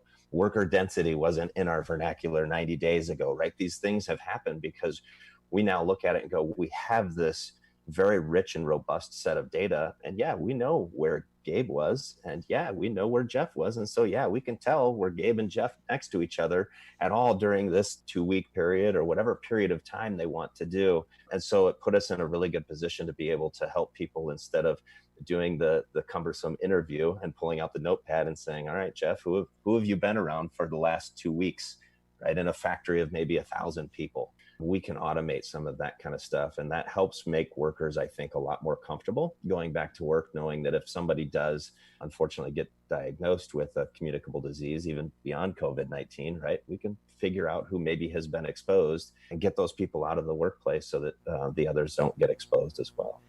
Everybody is looking for a way to make sure that their employees feel valued and safe. And what's great is that conversation was happening, Jeff, before COVID-19.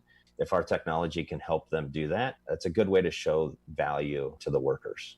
Gabe Glynn, CEO and founder of MakeYouSafe, online at MakeYouSafe.com.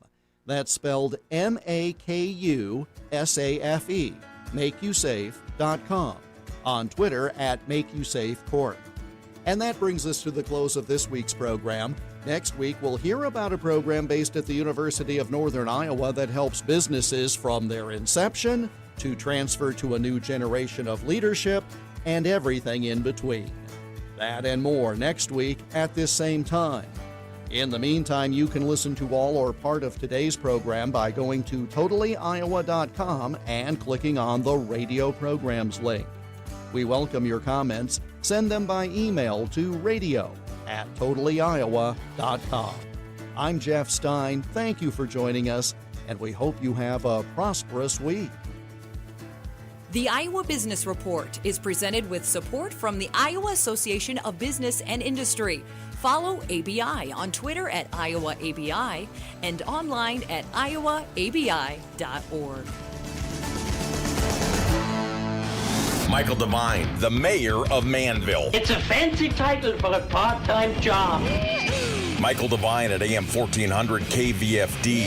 It's 3:34. The news is coming up. Ride the bus with the Dart and Midas Transit.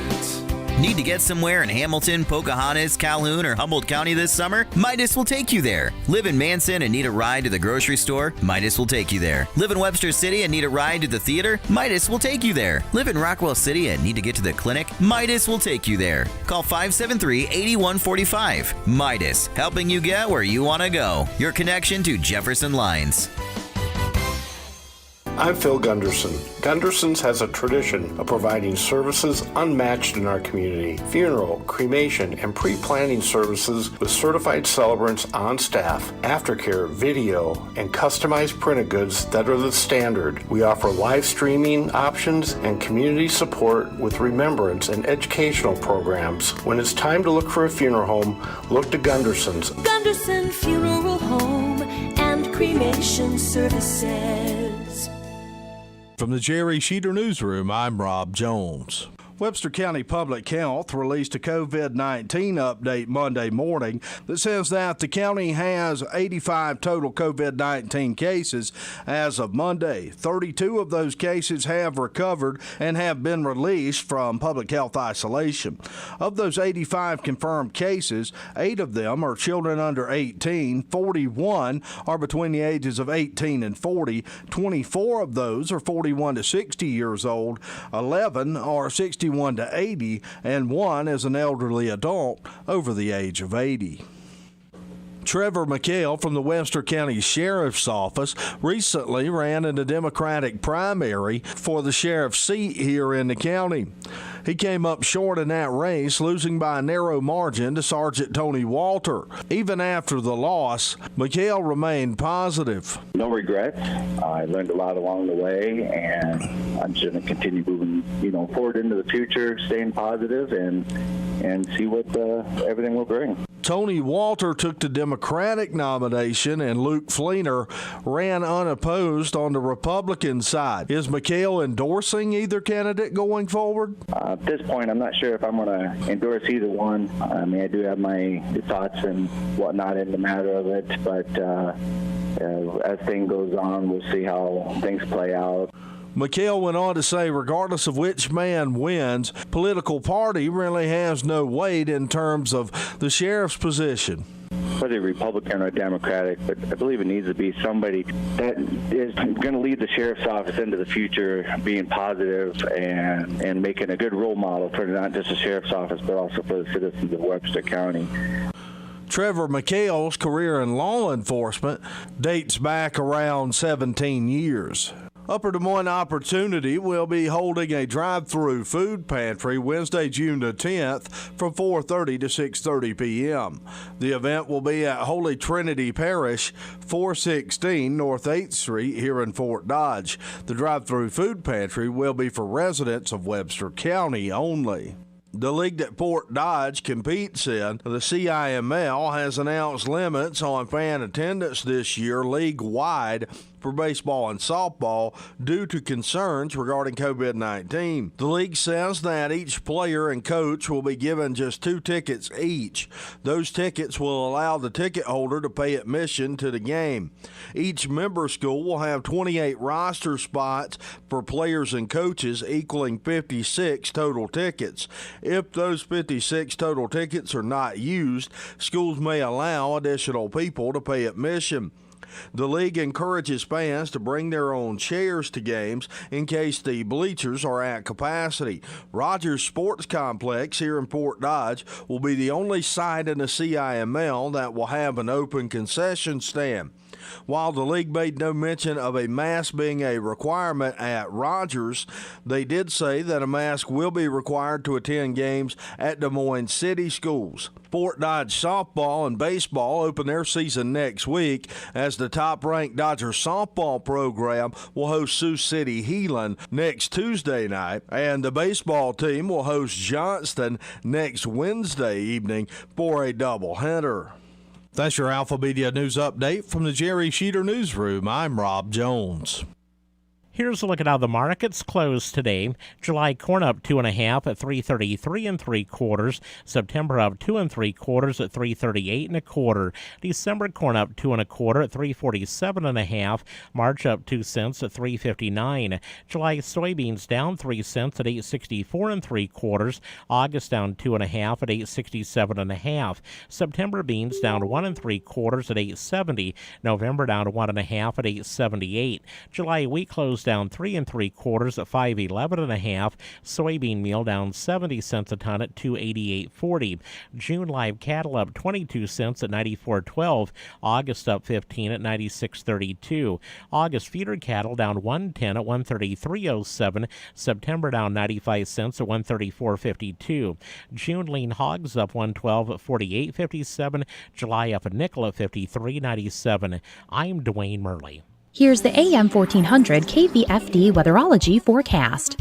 Lots of sunshine this afternoon with daytime highs approaching 94. Winds out of the south, 15 to 20 miles per hour. Cloudy skies expected tonight, 69. Cloudy tomorrow, scattered thunderstorms likely, 77. Chance for scattered storms Wednesday with highs in the low 70s, mainly sunny Thursday. From the Weatherology Weather Center, I'm meteorologist Jennifer Wojcicki. Currently, it's 92. Many people view gene editing of food products in a negative light, despite not understanding the technology. Hi, I'm Julie Harker with Healthy Living on Brownfield.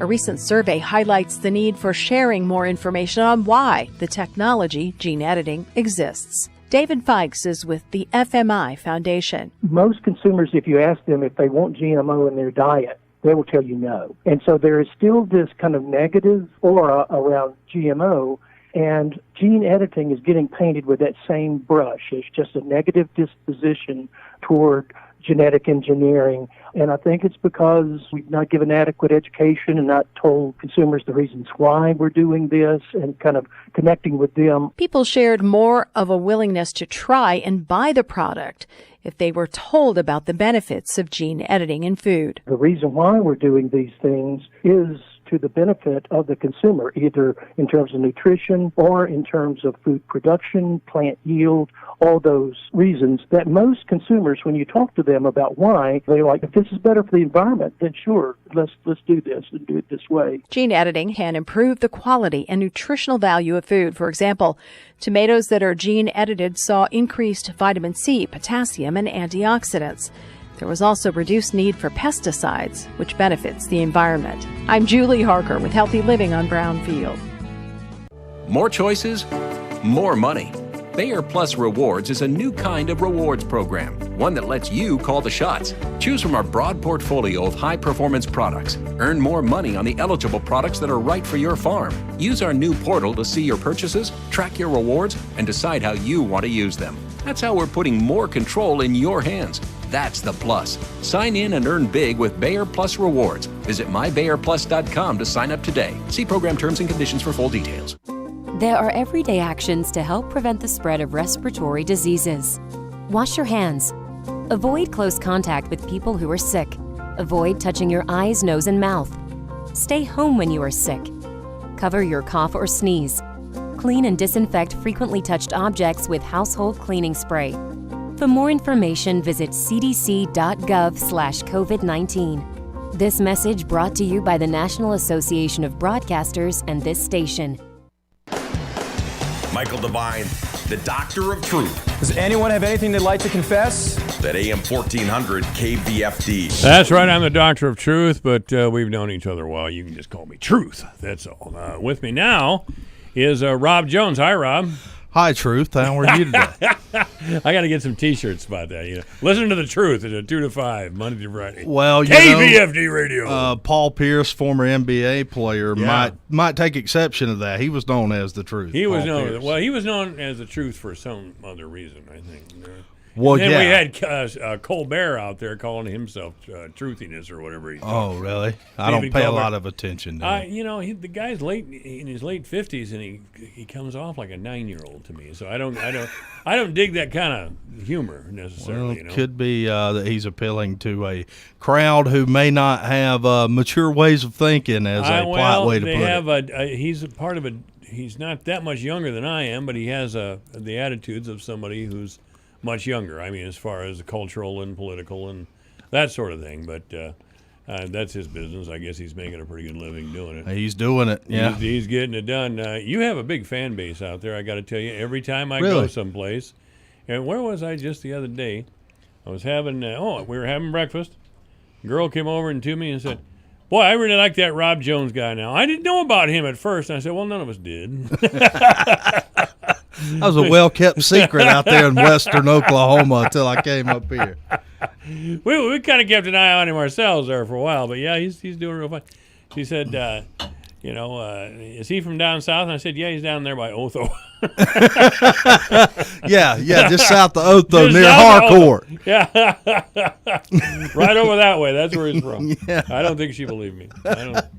Yeah, no, I don't think I'm going to pass for an Otho or Harcourt resident you or probably won't. Anybody down that south. I'm from way south. Way the other way. Yep. Yeah, he's from South Carolina, if anybody didn't know. I think we've talked about it a couple of times, but Rob is South Carolina by way of Texas and Oklahoma. Originally from South Carolina, have worked and lived in Texas, Oklahoma, Louisiana, Alabama, and here. Oh, you work big time, Roll Tide country. Yeah, I worked at WJOX in Birmingham for a little while. Birmingham. Yeah. Boy, that's quite a state down there, isn't it? With Alabama, Auburn. It is a different kind of place in a lot of ways. It really is. It's a very different kind of place. I never lived there, but I spent a little time there. And it's a prettier country. You didn't spend time down there as a guest of the state, No. did you? No. Okay. I was over that by that time. I visited California a couple of times longer than I thought I was going to be there.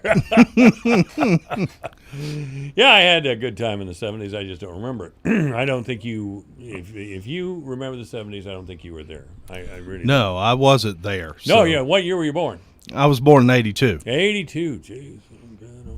All right. What month were you born in? July. All right. You're about 3 months older than my son Luke then. Yeah, birthday coming up next month, the 25th, actually. Anyway, for a guy who came here to do news and sports, and then the sports goes the wrong way on us because of the COVID thing, Mm-hmm. it's frustrating for me to sit home on a Sunday afternoon when the rec center's closed and I can't go over there and ride a bike or anything. True. And I'm a baseball fan. I like to sit down and watch a game on Sunday afternoon, get a little popcorn. Well, I got the popcorn, but I didn't get any games. Unless you watch replayed games, you and can find some do. of that. I do. I watched the Dodgers. Dodgers and Yankees are always on, and I like it when the early '90s Braves are on playing somebody. Oh wow! They had a heck of a team. Glavine and Schultz and Maddox. Smoltz, John Smoltz. I mean, you get three pitchers like that on the same staff. Well, that's mean. Yeah, that and mean. During that period too, they had really good positional players. I mean, David Justice was as good as any outfielder in the game at that time. He was in his prime. Ron Gant was a good outfielder as well, and then Terry Pendleton had a pretty good run for them in the early part of that run too. He had an MVP-like year, I believe, in '91, that first year that they kind of turned the corner and lost to the Twins in the series there. I actually grew up like 90 miles from Atlanta. So I grew up on Braves baseball. All right. You mentioned Ron Gant, and he was a great ball player in the 1980s especially. And he played for a while with the White Sox. Now, at the time, the White Sox changed their uniforms to be more modern. And I always thought they put their players on something that looked like softball uniforms. Remember, they wore shorts and their shirts, the jerseys were out, and they had knee-high socks and their spikes. Was it the white, blue, and red White Sox jersey the black? It was white and black. The jersey was white with socks across the. Okay. And then they had these baggy shorts about down to the knees. The players might have liked him, playing in the heat like that, but I thought it looked ridiculous. I especially remember Gant, because he could run pretty good. Yeah. Right? He'd be chasing down a fly ball in center field, and those shirts would be flapping and carrying on. I just thought that was the silliest thing. Anyway, we got some good news anyway as local sports, concerning local sports, and you're about to give it to us. Yes, we do. You talked about wanting to see baseball. Well, starting next week, you can go out to Rogers Park. You can see softball and baseball here. We'll start next week, actually, the week of the 15th, for teams not only right here, but really around the state. Yeah. Number one thing to really talk about is number one, and that would be Fort Dodge softball being the preseason number one for Class 5A in the state of Iowa. So they've got that number one ranking that comes with high expectations and kind of a target on the back, but 35 wins a year ago, state tournament appearance, lost to the eventual champion Valley last year. They bring back 6 out of 8 positional starters and the top 2 pitchers. So I thought they might start the year number 1 in the preseason, and sure enough, they are going to start number 1. So we'll see if they can live up to those expectations. That'll be our first broadcast here for Alpha Media Sports. Now, are they going to do a full season or well, a condensed version of the season, yeah. All right. They're going to basically what they're trying to do is play conference games. You'll play most of your conference opponents twice. It'll be a condensed version of the season. I want to say somewhere around 20 games, depending on the tournaments that teams play in, because I know Fort Dodge softball's playing in a couple of like Saturday tournaments or whatever, but somewhere around 20 games in the regular season and then the playoffs, as the season's going to start about 3 weeks later, 2-3 weeks later than normal. So yeah. We'll kick things off with Dodger softball Tuesday night of next week, the 16th, taking on Sioux City Heelan. That game will be over on Sunny 99.7 and our website, yourfortdodge.com. That's a 7 p.m. first pitch, and I'll have the call of that game. So looking forward to seeing the number 1 team in the state, Fort Dodge, take on Sioux City Heelan in the softball opener. And then, of course, we also will have St. Ed baseball in softball and Fort Dodge baseball. So we start next week, Tuesday the 16th, Fort Dodge softball hosting Sioux City Heelan. Then the following day, Brian Peters will have the call of the game for St. Edmund baseball, home against Iowa Falls Alden. That's Wednesday night the 17th at 7:30. Kind of how the schedule will be is we'll start next week with Fort Dodge softball and then St. Edmund baseball. Then the next week we'll have a St. Edmund softball game and a Fort Dodge baseball game, and we'll rotate that till we get to the playoffs in mid-July, and then we'll carry every game from all of those teams. Well, who's doing all the announcing of these games? Are you? I'm doing all the Fort Dodge softball. Brian Peters is going to do all the St. Edmund baseball and softball. And then for Fort Dodge baseball, because most of the games they have are double headers, and the ones that we're carrying are double headers, Brian and I are going to pair up and do those games together. All right. Okay. You can get killed working around here, I'll tell you, because all the games you're going to have to do. Well, the thing about it is you've already been here a winter, so that means you're definitely one of us now. Yeah.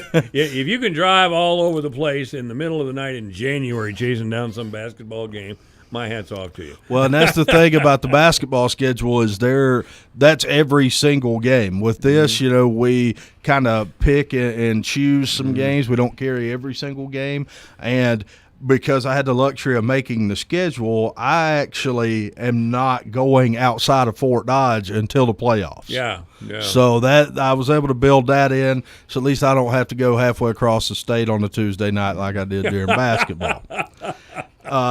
We actually only have one. They don't road pay game. enough, man. They don't pay me enough for that. They definitely don't pay you enough. That's certainly not something I really want to get into. No, we ain't going to get into it here. If you believe that, Mike Devine, I won't argue with you. That's right, because if we start talking about it, we'll get mad about it. We'll both quit right on the air. If I did what I did just for money alone, I would have quit a long time ago. Oh, yeah. You better like this job, I'll tell you, because you ain't never going to get rich at it. The only actual road game that we have on the schedule is St. Edmund at Manson Northwest Webster for softball on Tuesday the 23rd. So even Brian, I was able to spare him the road trips here. I mean, Manson's pretty much a incorporated suburb of Fort Dodge. Oh, yeah. So not going far there in the regular season. Of course, during the playoffs, you never know, but you'd like to think that at least with a couple of these teams, Fort Dodge softball included, that they would have a good enough regular season to host during the postseason for most of it. So Fort Dodge softball could be in a situation where they get in the playoffs, play at home all the way through the playoffs, and then state tournament is here. Sure. So they don't have to leave home at the postseason if things shake out and they live up to those expectations. But, we got that going on. We got a lot of teams around this area. If you look at the preseason rankings for softball, well-represented area. You look at Newell Fonda's number 2 in Class 1A, coming off 38 wins last year. Bishop Garrigan's number 5 in Class 1A in the preseason, coming off a 29-8 season last year. Humboldt is number 2 in 3A. They were 28-3 last year. Algona's in the top 10.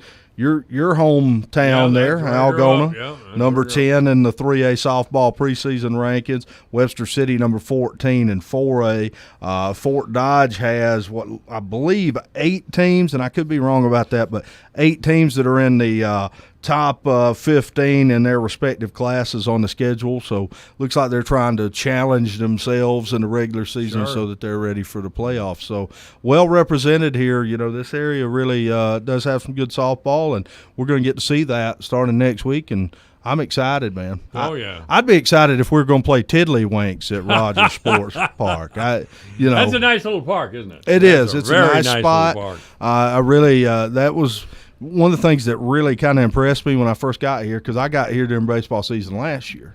You know, I came in late June last year. I'm almost here a year now. And so it was one of the first things that I saw was Rogers Park. And I was like, wow, this place is amazing. That's a nice little park. It really is. Every town's got to have a nice little ballpark. You would hope that more towns would have facilities like that, but a lot of them don't. So people, here in Fort Dodge are very fortunate with a facility like that. My mother grew up in she went to school in a little town called Laverne up here just northeast of Humboldt.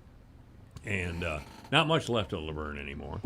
But they still got the nicest little ballpark in that town. Really? Oh, and they take care of it, and they're proud of it, and it's just a real nice thing to have, Yeah, it kind of sneaks up on you. You come down this blacktop, and now all of a sudden there it is. And the sun catches it just right. It looks like something out of Field of Dreams, I swear to God.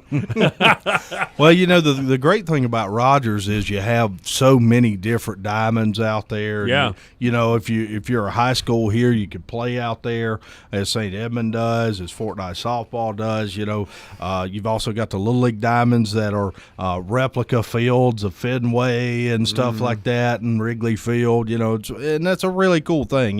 You don't see that in a lot of places, and so having a facility like that is certainly, something that appeals, and is something that folks around here should be proud of and are. And that's one of the main reasons why the state tournament for softball keeps coming back every year, because where else you going to go with a better facility? Well, they tried to build, speaking of Field of Dreams, the actual movie site is over in a town called Dyersville. Okay, you get out here on Highway 20 and drive about 3 hours just before you get to Dubuque. I think it's about 25 miles this side of Dubuque. There's that real pretty ballpark there, or I should say, the actual location where they shot that movie. Right. A lot of it, Field of Dreams. And they were going to try to steal the state. Whoops. Somebody called in. But they're going to try to get the state tournament over there? They were going to try to, and we went back and forth and around with them. They haven't got it done yet. I think it's a mistake to put it clear over in northeastern Iowa. I mean, if you're in a Sioux City team, you really want to drive that far, or down in the southwest part of the state. One of the good things about Fort Dodge and our ballpark, first of all, the ballpark, nobody can complain about the ballpark.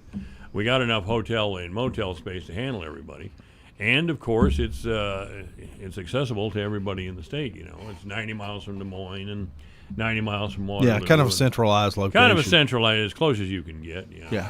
Yeah, and I've heard that when I first got here, one of the things I've heard that they built hotels here just for the state softball tournament. Oh, they did. That's what I've heard. That hotel motel tax that week of the girls' state softball tournament brings in a lot of money. Well, I'm just glad that we're going to have a season. There are going to be some limitations too, and I've talked about that some on the news today.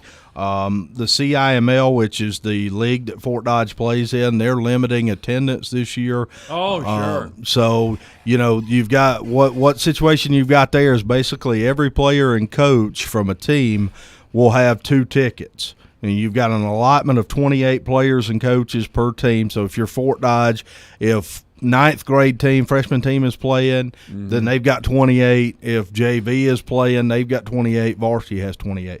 So you got a total of 56 tickets in that situation. So a player has 2 that they can give out. If that 56 is not claimed, let's say that 56 allotment's not claimed, then they're going to allow other people to buy tickets based on that. But they're going to keep a very limited number of fans in attendance and try to space things out for social distancing purposes, things like that. And fans are encouraged to bring your own chair. A lot of you probably already do. I know I always was a bring your own chair guy. So you're encouraged to do that in case capacity in the bleachers is already met. And I'm sure that they are going to have, capacity crowds this year, especially when you look at Fort Dodge softball, being preseason number 1. So, that's something to keep in mind, that unfortunately, there will be some limits. All right, Rob Jones, thanks so much for being here. You're welcome, Mike. We want to remember, of course, Jerry Patterson, Steve Springer, and others who meant so much to high school athletics over the many, many years. Jerry Patterson out there at Patterson Field, and Steve, of course, recently deceased, way too young. We've been very fortunate in our athletic supporters over the years. It's 4 o'clock. Hi, this is Leslie Segretti. And I'm Tom Kreitler, and you can hear the Money Pit every Saturday afternoon from 4 to 6 on the voice of Fort Dodge, AM 1400 KVFD, Fort Dodge. Not on his watch. I'm Lisa Brady, Fox News. President Trump says there will be no dismantling of police departments. He's been holding a roundtable event with law enforcement. The president is appalled by the defund the police movement. But spokeswoman Kayleigh McEnany says he is considering a number of police reform proposals. There's a reform plan already on Capitol Hill. Minutes after holding a moment of silence for George Floyd and other African Americans killed in police custody, congressional Democrats outlined a plan supporters say will hold police officers more accountable. Now the movement for police accountability has become a rainbow movement, reflecting the wonderful diversity of our nation and the world. Congressional Black Caucus Chair Karen Bass says the Justice in Policing Act will establish a national use of force standard and ban the use of chokeholds and some no-knock warrants.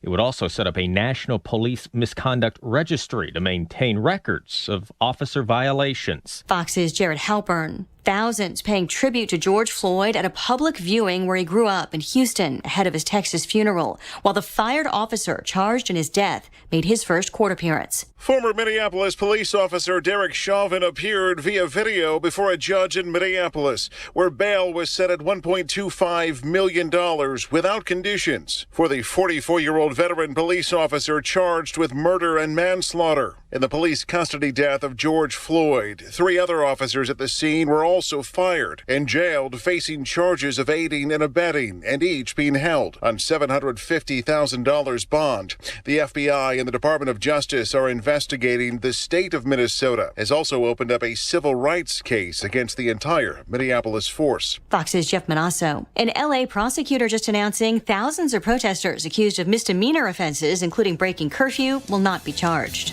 America is listening to Fox News. Hi, this is Jay Farner, CEO of Rocket Mortgage. Making the right financial decisions has never been more important. We can help guide you to those right decisions now, when they matter most. Mortgage rates are near historic lows, so when you call 833-8ROCKET or visit us at rocketmortgage.com to start your refinance, you'll be well on your way to saving money every month. The rate today on our 30-year fixed-rate mortgage is 3.375%, APR 3.59%. Right now could be a great time for you to take some positive financial steps forward with a cash-out refinance from Rocket Mortgage, which could give you the boost that you're looking for. In addition, we may be able to help you refinance with little or no out-of-pocket costs. At Rocket Mortgage, we're committed to every client, every time, no exceptions, no excuses, giving you the best mortgage experience. Call us today at 833-8ROCKET or go to rocketmortgage.com to learn more. Rates subject to change. Pay 1.875% fee to receive this discounted rate. Call for cost information and conditions. Equal housing lender. Licensed in all 50 states. NMLS number 3030. A federal watchdog flags the U.S. Coast Guard Academy for not properly handling racial harassment. The Department of Homeland Security's Inspector General has concluded that complaints of slurs used by cadets and harassment were not adequately investigated. The IG pointed to 16 allegations at the Academy between 2013 and 2018, 11 of which were found to be improperly looked into. The Academy says it accepts the findings and will commit to making improvements, some of which would include teaching cadets to identify harassment and how to handle incidents they are involved in. Cadet concerns in 2018 about differing levels of discipline also led to uncovering incidents involving the Confederate flag and blackface videos. Fox's Gernal Scott.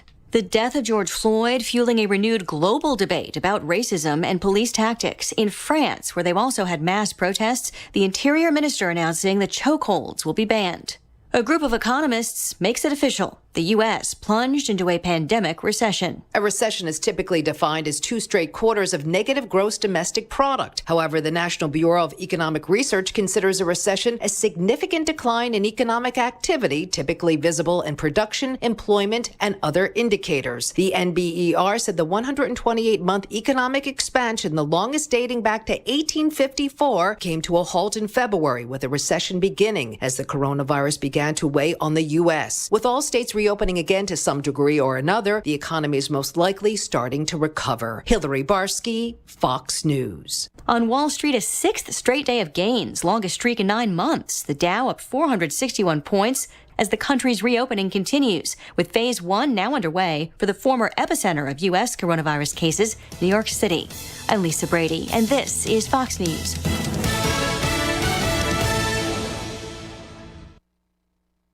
From the Jerry Sheeter Newsroom, I'm Rob Jones. Webster County Public Health released a COVID-19 update Monday morning that says that the county has 85 total COVID-19 cases as of Monday. 32 of those cases have recovered and have been released from public health isolation.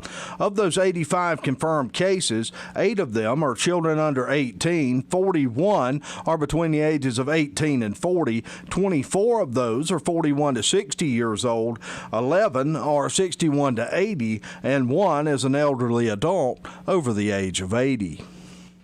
Trevor McHale from the Webster County Sheriff's Office recently ran in a Democratic primary for the sheriff's seat here in the county. He came up short in that race, losing by a narrow margin to Sergeant Tony Walter. Even after the loss, McHale remained positive. No regrets. I learned a lot along the way, and I'm just going to continue moving, forward into the future, staying positive, and see what everything will bring. Tony Walter took the Democratic nomination, and Luke Fleener ran unopposed on the Republican side. Is McHale endorsing either candidate going forward? At this point, I'm not sure if I'm going to endorse either one. I mean, I do have my thoughts and whatnot in the matter of it, but as things goes on, we'll see how things play out. McHale went on to say, regardless of which man wins, political party really has no weight in terms of the sheriff's position. Whether Republican or Democratic, but I believe it needs to be somebody that is going to lead the sheriff's office into the future, being positive and making a good role model for not just the sheriff's office, but also for the citizens of Webster County. Trevor McHale's career in law enforcement dates back around 17 years. Upper Des Moines Opportunity will be holding a drive-through food pantry Wednesday, June the 10th from 4:30 to 6:30 p.m. The event will be at Holy Trinity Parish, 416 North 8th Street here in Fort Dodge. The drive-through food pantry will be for residents of Webster County only.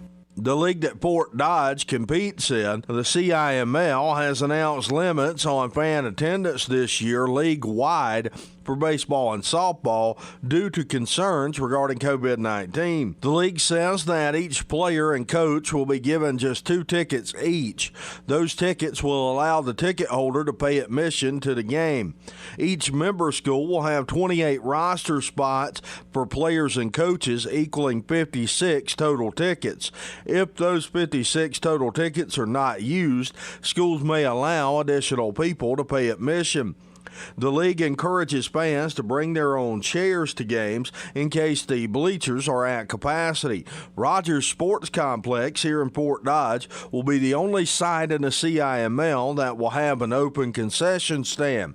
While the league made no mention of a mask being a requirement at Rogers, they did say that a mask will be required to attend games at Des Moines City schools. Fort Dodge softball and baseball open their season next week as the top-ranked Dodger softball program will host Sioux City Heelan next Tuesday night, and the baseball team will host Johnston next Wednesday evening for a doubleheader. That's your Alpha Media News Update from the Jerry Sheeter Newsroom. I'm Rob Jones. Here's the AM 1400 KVFD weatherology forecast. Lots of sunshine this afternoon with daytime highs approaching 94. Winds out of the south 15 to 20 miles per hour. Cloudy skies expected tonight 69. Cloudy tomorrow, scattered thunderstorms likely 77. Chance for scattered storms Wednesday with highs in the low 70s, mainly sunny Thursday. From the Weatherology Weather Center, I'm meteorologist Jennifer Wojcicki. Currently it's 91. Blue Ribbon, Pelham Waters. Your water pro since 1949. Who would have thought there'd be entire aisles devoted to bottled water, and that people would buy more water than pop? I'm Brian with Blue Ribbon Pelham Waters here in Fort Dodge. Spring water, drinking water, mineral water. There's so many choices, and we're proud to offer you them all. From our own refreshingly pure drinking water to ultra-pure Mountain Valley spring water, Blue Ribbon Pelham's is your complete water store. You check things all the time, like your email every 10 seconds. Or your ex's Instagram? But what about checking something as important as your credit? Well, Discover makes it quick, easy, and best of all, free. Discover is now offering FICO credit scores, the score used by 90% of top lenders for free, even if you're not a customer. Checking your score won't hurt your credit, and you can check each month for changes, always for free. The Discover Credit Scorecard, free for everyone. Learn more at discover.com/credit scorecard. Limitations apply. Connect to this radio station from all across the country. Take us to the gym, shopping. How about a road trip? Listen to us now on the free iHeartRadio app. You'll never miss a moment with your favorite radio station. Download the free iHeartRadio app and search for this station so we can go wherever you want us to. Michael Devine, the Doctor of Truth. Does anyone have anything they'd like to confess? That AM 1400 KVFD. All right, this is AM 1400 KVFD, the voice for Dodge. I'm the Doctor of Truth, or as I like to be called, just plain old Truth. With me now is Deacon Joe Coleman of the Holy Trinity Parish here in Fort Dodge. How are you, Joe? I'm very well, Mike. How are you today? Well, I'm filled with confusion, spiritual and spiritual confusion, emotional confusion. My senses have been distorted by what has been happening in the country here the last week or two, or actually about the last 3 months or 4 months, but certainly since the video of George Floyd being held to the ground and a police officer in Minneapolis with his knee on the man's neck until he died has, in the reaction of our society to that murder, I don't know what to make of it, Joe. Every now and then I ask you, what is God trying to tell us?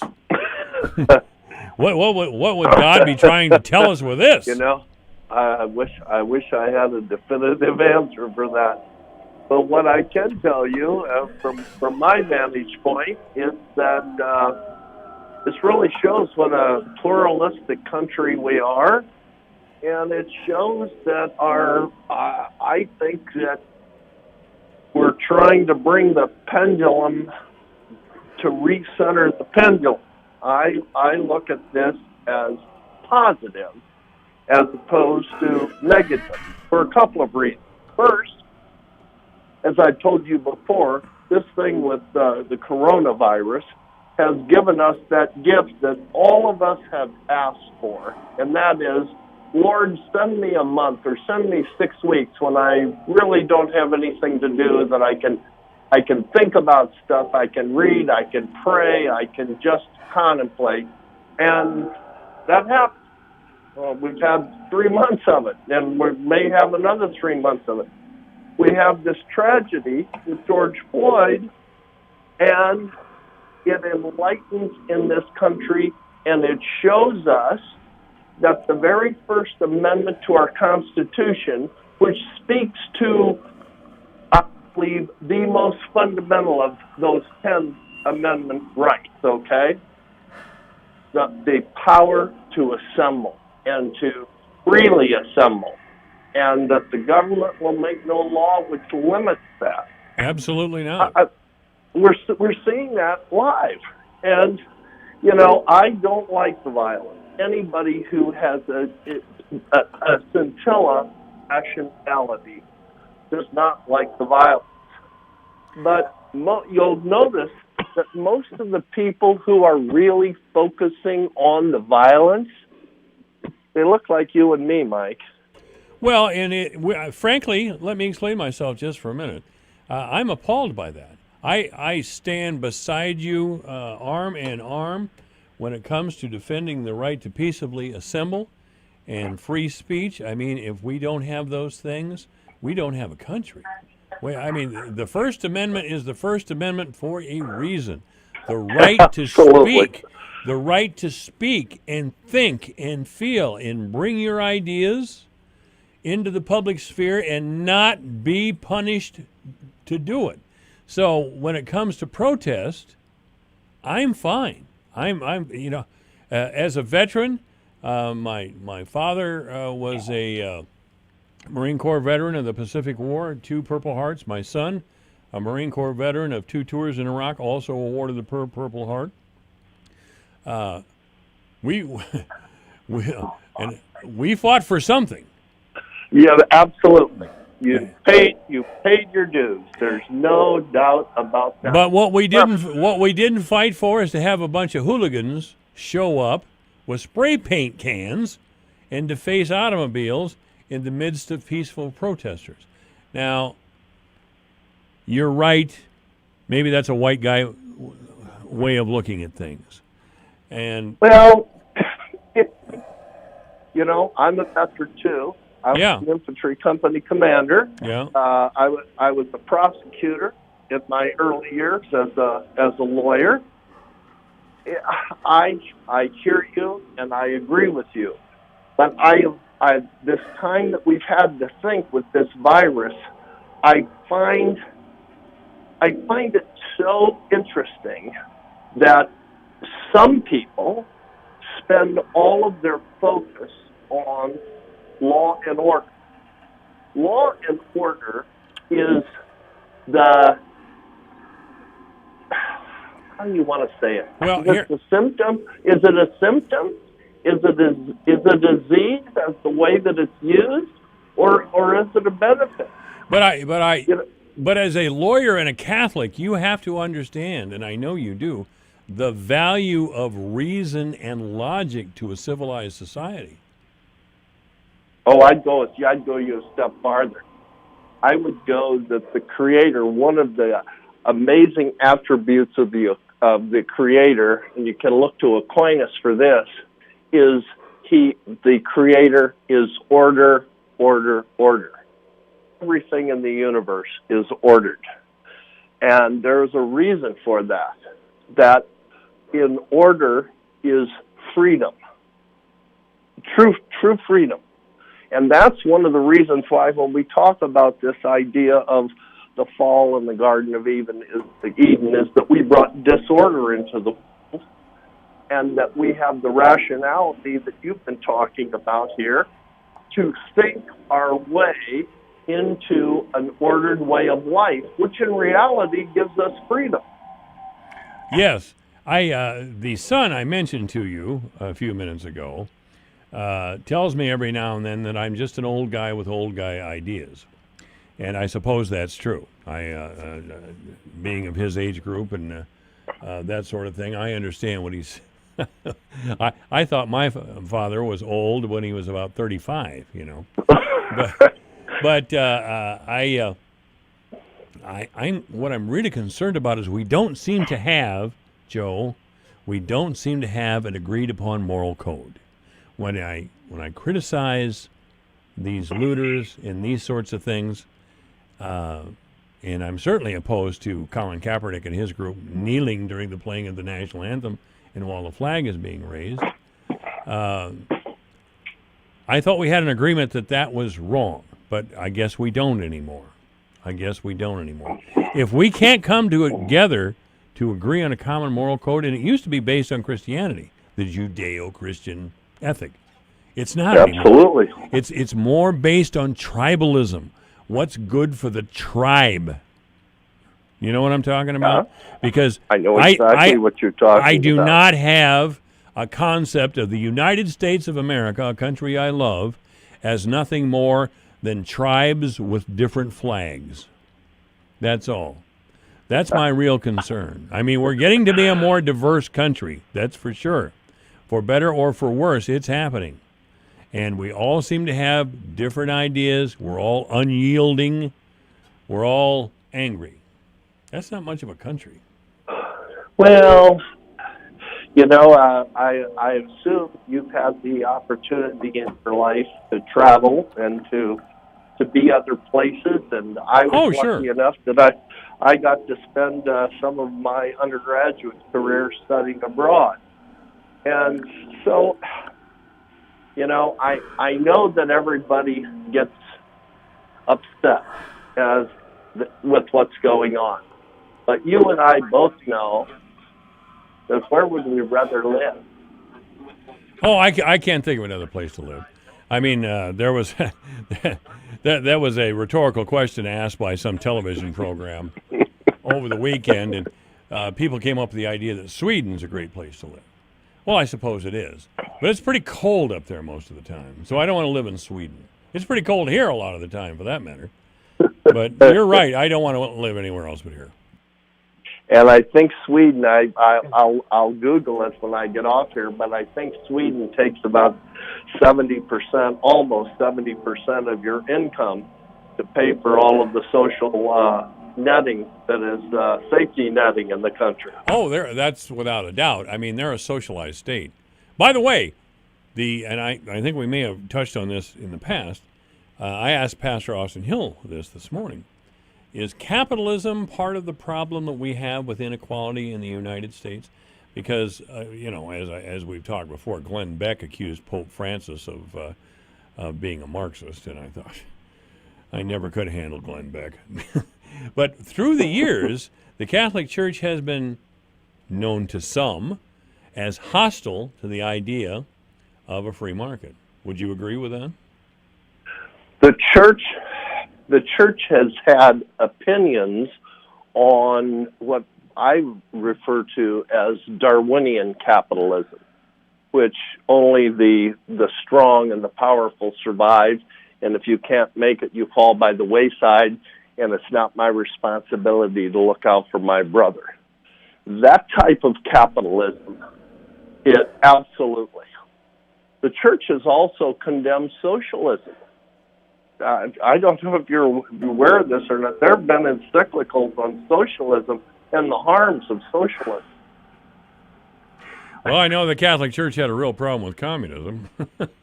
Absolutely. Absolutely. And, it always boils down to just taking some time to be quiet and to think about things. I read a thing the other day that said, not all cops are bad, but there are bad cops. Sure. Not all protesters are bad, but there are bad protesters.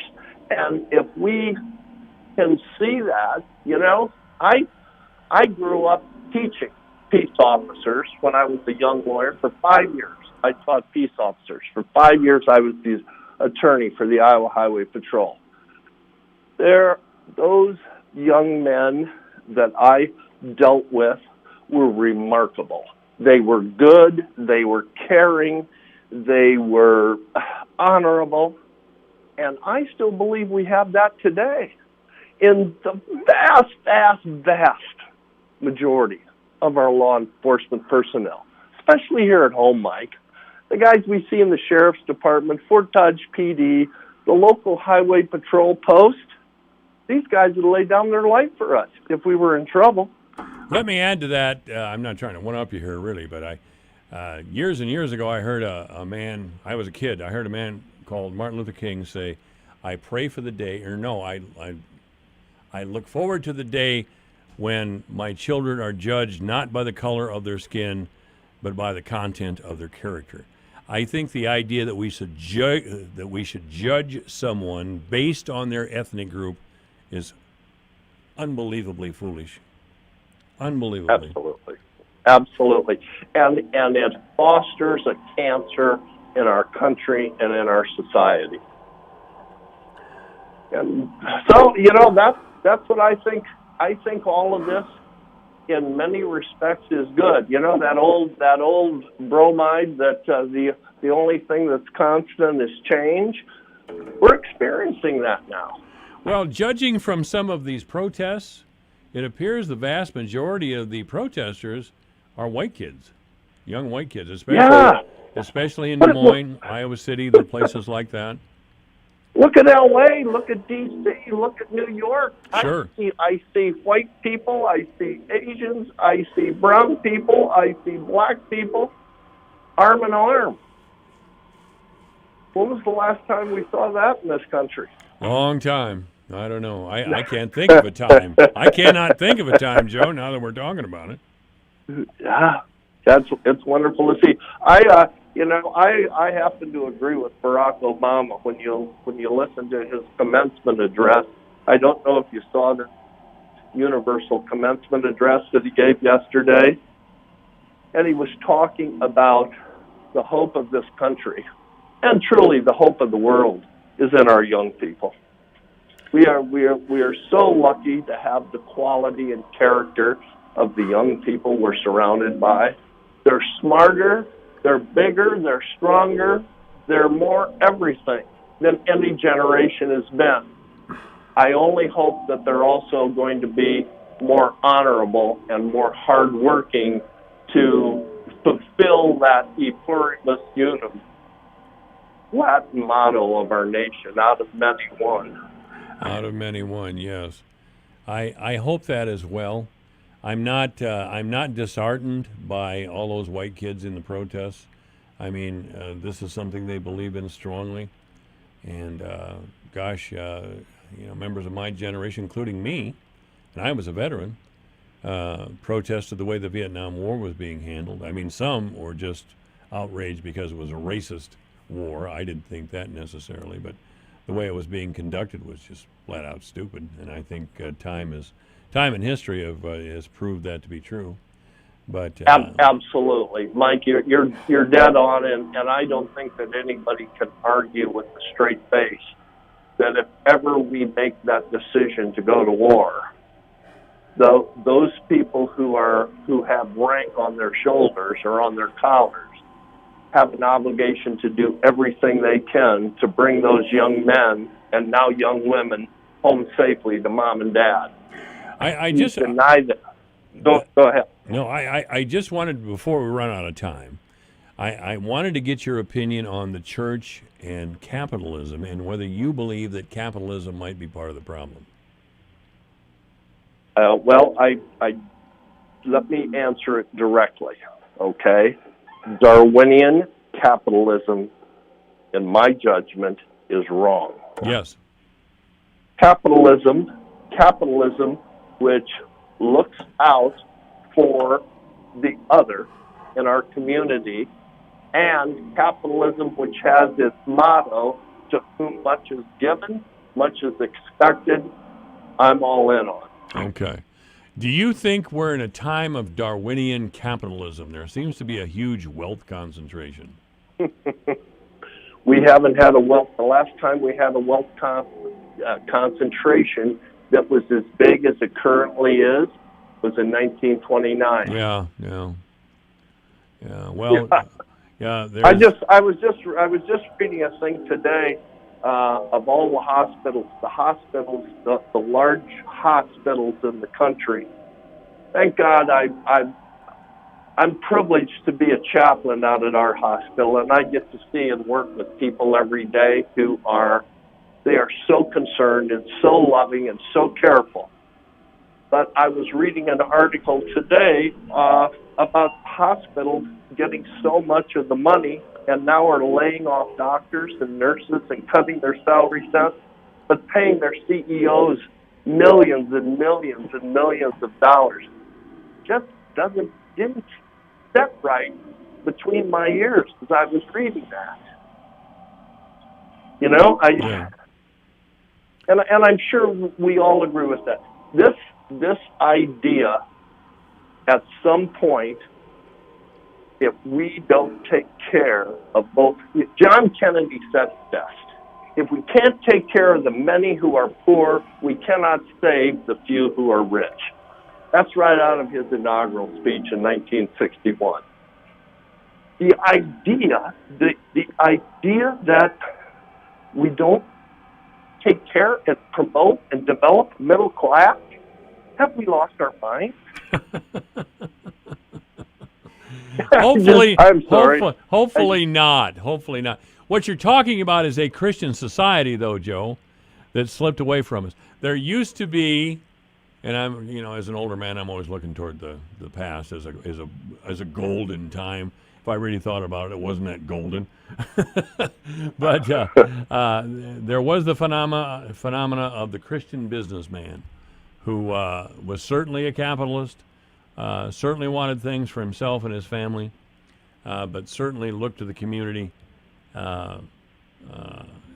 with a sense of obligation and responsibility.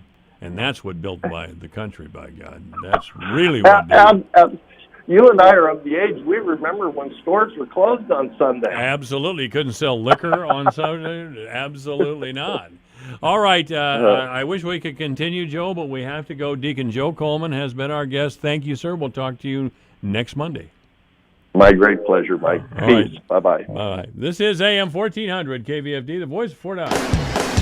Michael Devine, the Doctor of Truth. Does anyone have anything they'd like to confess? That AM 1400 KVFD. It's 4:30. The news is next. Your circle of care is more important now than ever. Mercy One is innovating to keep you healthy, including virtual visits with your doctor from the comfort and safety of your home.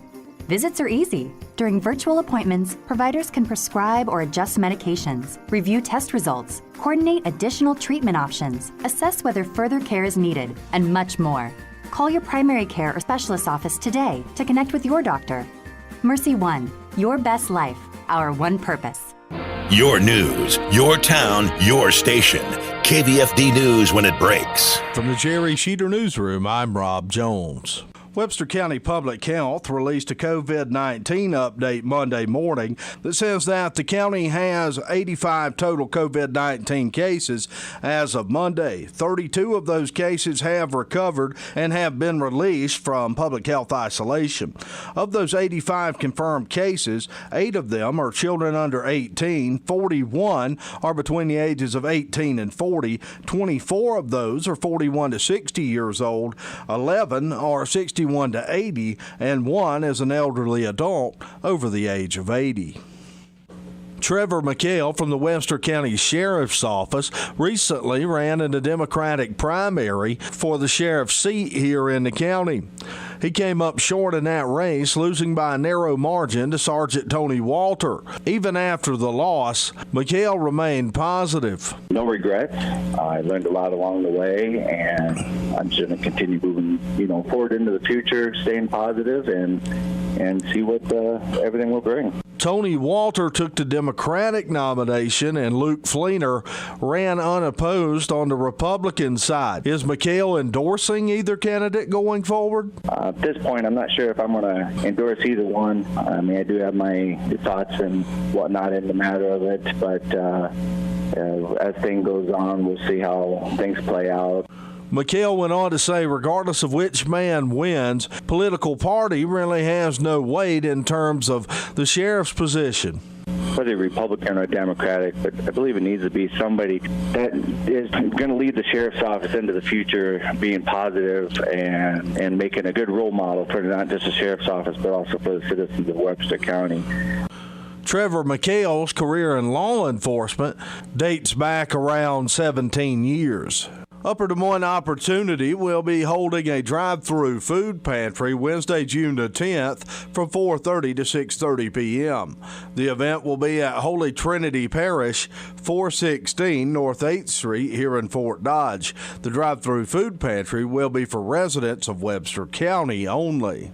The league that Fort Dodge competes in, the CIML, has announced limits on fan attendance this year league-wide for baseball and softball due to concerns regarding COVID-19. The league says that each player and coach will be given just 2 tickets each. Those tickets will allow the ticket holder to pay admission to the game. Each member school will have 28 roster spots for players and coaches, equaling 56 total tickets.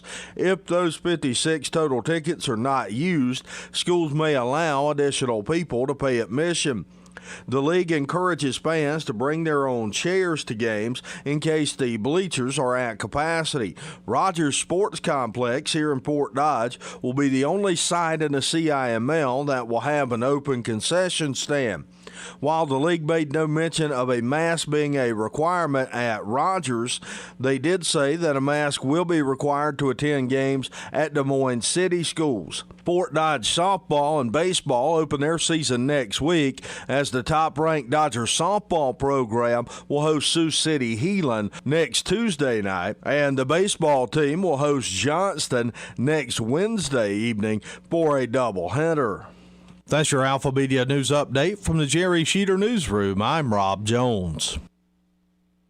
Here's a look at how the markets closed today. July corn up 2.5 at 333 3/4. September up 2 3/4 at 338 1/4. December corn up 2 1/4 at 347 1/2. March up 2 cents at 359. July soybeans down 3 cents at 864 3/4. August down 2 1/2 at 867 1/2. September beans down 1 3/4 at 870. November down 1 1/2 at 878. July wheat closed down 3 3/4 at 511 1/2. Soybean meal down 70 cents a ton at 288.40. June live cattle up 22 cents at 94.12. August up 15 at 96.32. August feeder cattle down 110 at 133.07. September down 95 cents at 134.52. June lean hogs up 112 at 48.57. July up a nickel at 53.97. I'm Dwayne Murley. It's 4:35 a.m. 1400 KVFD, the voice of Fort Dodge. I'm Michael Devine with the weather. 91 degrees is where we're at. We could get to 95 before it's all over. Overnight, some cloudiness with a low of 70. That's great corn growing weather. If the temperature during the day is above 90 and it never gets below 70, that's great corn growing weather. Tomorrow, some thunderstorms with a high of 78. On Wednesday, again, thunderstorms off and on all day. It'll be sunny. Other than that, the sun will come through the clouds every now and then. Our high will only be 72. And on Thursday, it'll be sunny with a high of 80. Friday, sunny with a high of 80. Saturday, sunny with a high of 80. And Sunday, mostly sunny with a high of 80 degrees. Right now, again, 91 degrees at AM 1400, KVFD, the voice of Fort Dodge. Obituaries this hour brought to you by the historic Bruce Funeral Home at 923 First Avenue South, Fort Dodge. You may contact the historic Bruce Funeral Home by calling 515-576-5117 or online at www.brucesfuneralhome.com. Lewis Bach, who is a retired Fort Dodge police officer, Mr. Lewis Bach, died last Friday at his home. Services for Mr. Lewis Bach of Fort Dodge are pending. Obituaries this hour brought to you by the historic Bruce Funeral Home at 923 First Avenue South, Fort Dodge. You may contact the historic Bruce Funeral Home by calling 515-576-5117 or online at www.brucesfuneralhome.com. 437 at AM 1400, KVFD, the voice of Fort Dodge, 91 degrees. I'm Liz Clayman, and this is the Fox Business Report. The major averages ending higher, with the Dow notching its sixth straight session of gains, its longest winning streak in 9 months, and the Nasdaq closing at a record high. Investors are hopeful that the gradual lifting of coronavirus lockdown measures prove successful. The Dow rising 461 points, the Nasdaq up 111, the S&P 500 up 38 and wiping out its losses for the year. And shares of Chesapeake Energy closing up over 180% after an agreement among major oil producers to extend production cuts fueled hopes of a continued rally in crude oil prices. Chesapeake stock closing up nearly 400% in the past 2 trading sessions and around 8-fold since closing at a record low of nearly $9 last month. And Tesla shares soaring 7% toward a record high on robust vehicle demand in China. That's your Fox Business Report. I'm Hillary Barsky, invested in you. You're more focused than ever on keeping your employees and customers safe. Cintas has the products and services you need to feel prepared. Our Cintas technicians can apply our disinfectant and sanitizer spray throughout your facility. Our Ultra Clean service for restrooms uses a sanitizer effective against certain germs, bacteria, and viruses. And we'll help you stay well-stocked with hand sanitizer, face masks, and essential PPE. Visit Cintas.com and get ready for the workday. I'm Dr. Zach Mace from Active Health Clinics. I'd like to thank all our patients who continue to support us through these unsure times. For those who couldn't make it in, we are anxious to see you and get you back feeling your best again. We hope you've missed us as much as we've missed you. Just a reminder, Active Health will be extending our $25 special for new patient first day visits. With everyone in the community supporting small businesses, our community will regain our momentum. It's up to all of us. We look forward to seeing everyone soon. Active Health Clinics, Fort Dodge. Capital One knows life doesn't alert you about your credit card. Hey, couch surfers, we've got nonstop tunes to keep you rocking while you work. Oh, and Colleen, yes, you Colleen with a K. Your free trial of Movie Plus ends tomorrow, and your card may be charged. Do you want to continue or cancel? So meet Eno, the Capital One assistant. Eno looks out for surprise charges, like when free trials expire, and helps if you need to fix them. Eno, another way Capital One is watching out for your money when you're not. Capital One, what's in your wallet? Limitations apply. How do you like your sandwich? Do you prefer turkey or ham, mayo or mustard, crunchy or creamy peanut butter? No matter what you like to put on your sandwich, everyone agrees that a really good sandwich should start with a really great bread. That's why the bakers of Country Hearth put so much care into making their natural breads. Baked with good stuff like toasted whole grains and natural honey, you're sure to find a variety that's just right for you. So no matter how you like your sandwich, Country Hearth has the perfect bread to build it on. Country Hearth Bread, baking our best for you. For the ones we trust to always be there. For the ones caring for others. For the ones who keep things going, no matter where they are. In extraordinary times, extraordinary people step up, like the ones standing guard and standing on the front lines. And the ones who are staying apart while still working together. With your efforts, we will get through this. We're grateful for all you do. Visit Grainger.com for resources that can help as you create your recovery plan. Grainger, for the ones who get it done. Michael Devine, the Doctor of Truth. Does anyone have anything they'd like to confess? That AM 1400 KVFD. This is AM 1400 KVFD, the voice of Fort Dodge. I'm Michael Devine, the Doctor of Truth, and with me is Dr. Dean Stanzel, an actual doctor, and he is a PhD in economics at Southern Methodist University and the O'Neill Center. Hi, Dean. Hi, Michael. How are you? Dr. Stanzel, of course, a long-time contributor to the program, and he is a libertarian. Before we go any further, please explain the O'Neill Center. Sure thing. The O'Neill Center for Global Markets and Freedom is a research center in the Cox Business School at SMU here where I am in Dallas. And it was set up by William O'Neill, one of our alums, who is also the founder of Investors Business Daily newspaper. And our focus is studying the impact of competitive market forces on freedom and prosperity in the global economy. We're at o'neillcenter.org. That's O-N-E-I-L. Just a question that we didn't talk about, and it's not on the subject list that you always give me. Dr. Stanzel always sends me 4 or 5 pieces to spark some discussion, and they're almost always on my Facebook page. But would you agree that most of the economies on Earth are very controlled economies?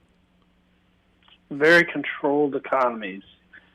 Yes, absolutely. Yeah, the idea that somewhere out there there's a system of pure capitalism is not true. Not here, not anywhere. So there's some level of control everywhere, and I guess it could be worse always. We're not as controlled in the U.S. as most places are. There are some places better, of course, but we're fairly free. But compared to others, I should say, we're fairly free compared to others. I wouldn't say we're necessarily as free as we should be. Oh, no. Most farm states are socialist states. I mean, they were heavily socialist states. Even I would point out even your native state of Florida with all the I am assuming that sugar is a big crop there and other crops in Florida. Not many people think of Florida. They think, well, oh, wow, it's the Gulf and the ocean and all that. Well, having been to Florida many times, I can tell you the interior is farm country. It's a very different state, a very diverse state in the sense that most of the land is not what people think of as Florida, right? It's rural with cows and horses and orange trees and things like that. And the northern part of the state is very southern in culture. And but the big urban centers like Miami and Tampa are a little different. But yeah, sure, sure they are, of course. Anyway, Missouri, the state of Missouri, our neighbor to the south, not known, I don't think, as a progressive state necessarily, has passed what has been described as landmark legislation. You can find the full article on my Facebook page. Again, that's at AM 1400 KVFD, the voice of Fort Dodge. It's called the Breaking Down Barriers to Work Act. Now, this is something that's a bit of an issue with Dr. Stanzel over the many years, that we either has to be taxed or something to get a license to cut hair or whatever. So what does this bill or what is the message of this bill as far as you're concerned?